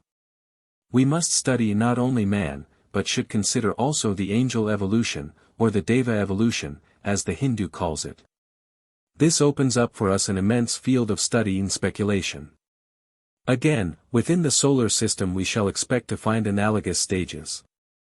We shall find, probably, that the great life animating the entire solar system, the great entity who is using it for the working out of a definite purpose, energizes it by means of these great centers of force which we call planetary atoms. That these centers, in their turn, work by means of lesser centers or groups, passing their energy on down through groups of human atoms to the various kingdoms of nature, and thus to the little atom of substance which, in its turn, reflects the entire solar system. This question of atomic life, if we think it out, is vastly interesting, and leads us into many lines of conjecture. One of the main points of interest which it opens up is the intimate correlation, and close interaction of the atoms of every kind, and the all-pervading unity which must ultimately be recognized. If we have found that there comes a stage in the evolution of all atoms of every kind in which they feel and search for their place within the group, and from being positive become negative in regard to a greater life. If it is true in all these manifestations of consciousness there is a self-conscious stage and a group-conscious stage, is it not logical and possible that perhaps, after all, our solar system is but an atom within a greater whole? May there not be for our solar system, and our solar logos, a central larger life towards which the informing spirit within the solar sphere is gradually attracted, and towards whose consciousness our deity aspires? Are there anywhere indications of such an attractive force, or goal? Are there greater spheres of solar life outside our system, that have a definite effect upon it? This may be but a speculation, but it has its points of interest. If we study astronomical books, and seek to ascertain whether astronomers say that this is so, we shall meet with a vast amount of contradictory opinion. We shall find that some astronomers say that within the Pleiades is a central point around which our solar system revolves, others say that in the constellation of Hercules, is the point of magnetic attraction for our solar system. On the other hand, you will find this flatly contradicted. We shall find some astronomers talking about star drift, and saying that the drift, or trend, of certain stars is in a specific direction. Others argue that the distances are so vast that it is impossible to determine whether certain systems are following a definite orbit or not. Nevertheless, if we go to some of the ancient books, those which we call mythological, and a myth may be defined as something which holds a great truth hidden until we are ready to understand it, and if we study the ancient books of the East, we shall find that in all of them there are 2 or 3 constellations which are regarded as having a peculiarly intimate relation to our solar system. Towards these views modern astronomers as yet hold an agnostic attitude, and from the point of view of materialistic science, rightly so. What I seek to emphasize here is that a topic upon which scientists and astronomers are divided, yet which is nevertheless a subject of contention, and one upon which the Oriental books sound a clear note, must have a basis in fact. And that there is probably an aspect of truth in the assertion. I would personally suggest here that that aspect of truth will be found, not along physical lines of interpretation, but along the lines of consciousness. That it is the psychic evolution that is going on within all atoms, using psychic in the sense of the subjective consciousness, which is hinted at in these books. And the emphasis is laid upon our having an occult relationship with other solar systems. Here the truth may perhaps be found. The life subjective may be one, the energy flowing between them may be one, but in the physical form lies diversity. Perhaps in the evolution of the intelligence, in the manifestation of love, or group consciousness, and in the development of will or purpose, lies unity, the oneness of the subjective life, and the eventual recognition that within the form, and in the form only, lies separation and differentiation. The ancient books of the East point out, in considering this subject, that the 7 stars of the Great Bear, the 7 stars of the Pleiades, and the sun Sirius, have a very close connection with our solar system. And that they hold an intimate psychic magnetic relation to our solar logos. We have seen that the goal for the atom of substance is self-consciousness, and that for the entity who is evolving through a planet, the goal may be God consciousness. Now, of course, when you consider the solar logos words fail, yet for him also there must be a goal. You can call this absolute consciousness, if you like. Let us again illustrate this. Our body, we have been told, is made up of a multiplicity of little lives, or cells, or atoms, each having its own individual consciousness. This corresponds to its self-consciousness. The consciousness of the physical body, viewed as a whole, might, from the atom's point of view, be regarded as its group consciousness. Then we have the consciousness of man, the thinker. He is the one who energizes the body, and turns it to his will, that is, to the atom in his body, analogous to what we might call God consciousness. Our self-conscious realization is as far removed from that of the atom as the consciousness of the solar logos is from ours. Now to the atom in our body, that consciousness of the solar logos might be called absolute consciousness, might it not? This thought can be extended to the human atom, to the planetary atom, and you can further predicate that the solar logos reaches out to a consciousness beyond his own, analogous to that which stretches between the atom in your body and him. Here you have a very marvelous vista opening up. Yet this is, in itself, encouraging. For if we study closely the cell in a physical body, and consider the long road that has been traveled between its consciousness, and that which a man now knows to be his, we have for ourselves the promise and hope of future achievement. And the incentive to persist in our endeavor. The old books of the East have held secreted for many ages the truth about much which is only now beginning to sink into the consciousness of the Occidental. They taught the radioactivity of matter thousands of years ago, and so perhaps, after all, there may be an equal amount of truth in their teaching about the constellations. Perhaps in the stars that we can see in the distant heavens, and in the life that is evolving within them, we have the objective of our solar logos, and the influences that are flowing towards him, attracting him towards them, and making him, in due course of time, radioactive. In the Eastern books they say that in the sun Sirius lies the source of wisdom, and that the influence or the energy of love emanates from there. Then they say that there is a constellation that is even more closely connected with our solar logos, the reason being that he is not, as yet, sufficiently evolved so that he can respond completely to Sirius. But he can respond to the influence of the seven sisters or the Pleiades. This group is a most interesting one. If you will go to the dictionary and look up the word electricity, you will find it suggested that it may be traced back to the star Electra, one of the seven sisters, and supposed by some to be the little lost Pleiad. The Eastern teachers say that in the mystery of electricity is hidden all knowledge, and that when we have fathomed that we shall know all there is to be known.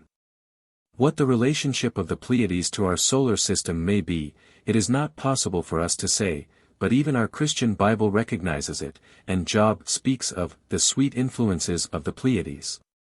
Whilst some of the Oriental scriptures affirm that the connection lies in sound, or vibration. Perhaps the Pleiades are the source of the atomic life of our logos, the active intelligent aspect, that one which was first developed, and which we might call electrical matter. Then there is the Great Bear.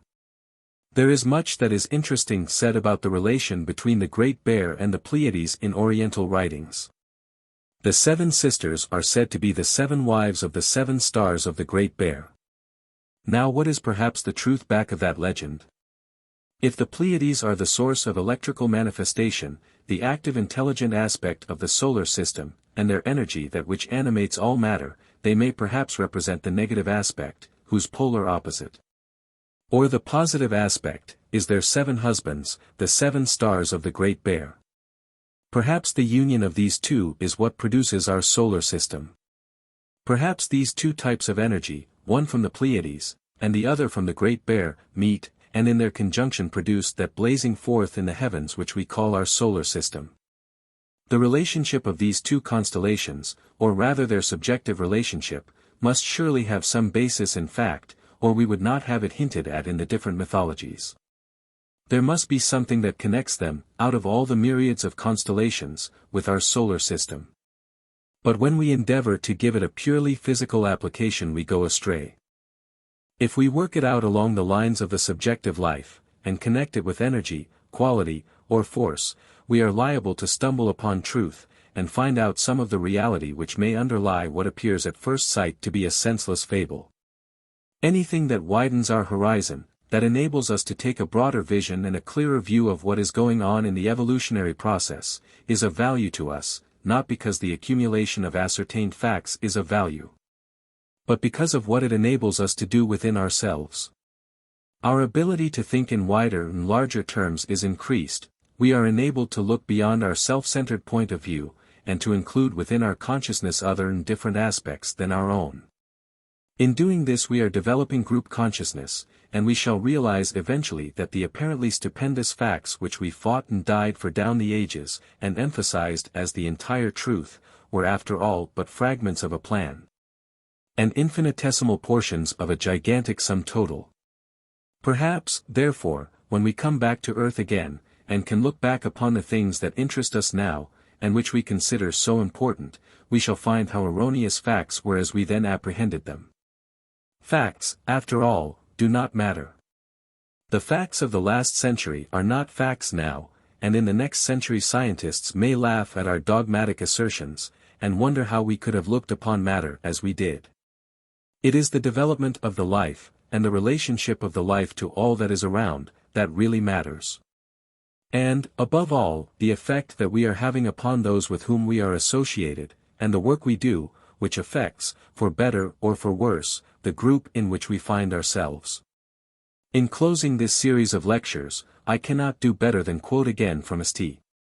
Paul, where he says, "I reckon that the sufferings of this present time are not worthy to be compared with the glory which shall be revealed in us, for we are saved by hope, for I am persuaded that neither death nor life, nor angels nor principalities, nor powers, nor things present, nor things to come, nor height, nor depth, nor any other creature, shall be able to separate us from the love of God."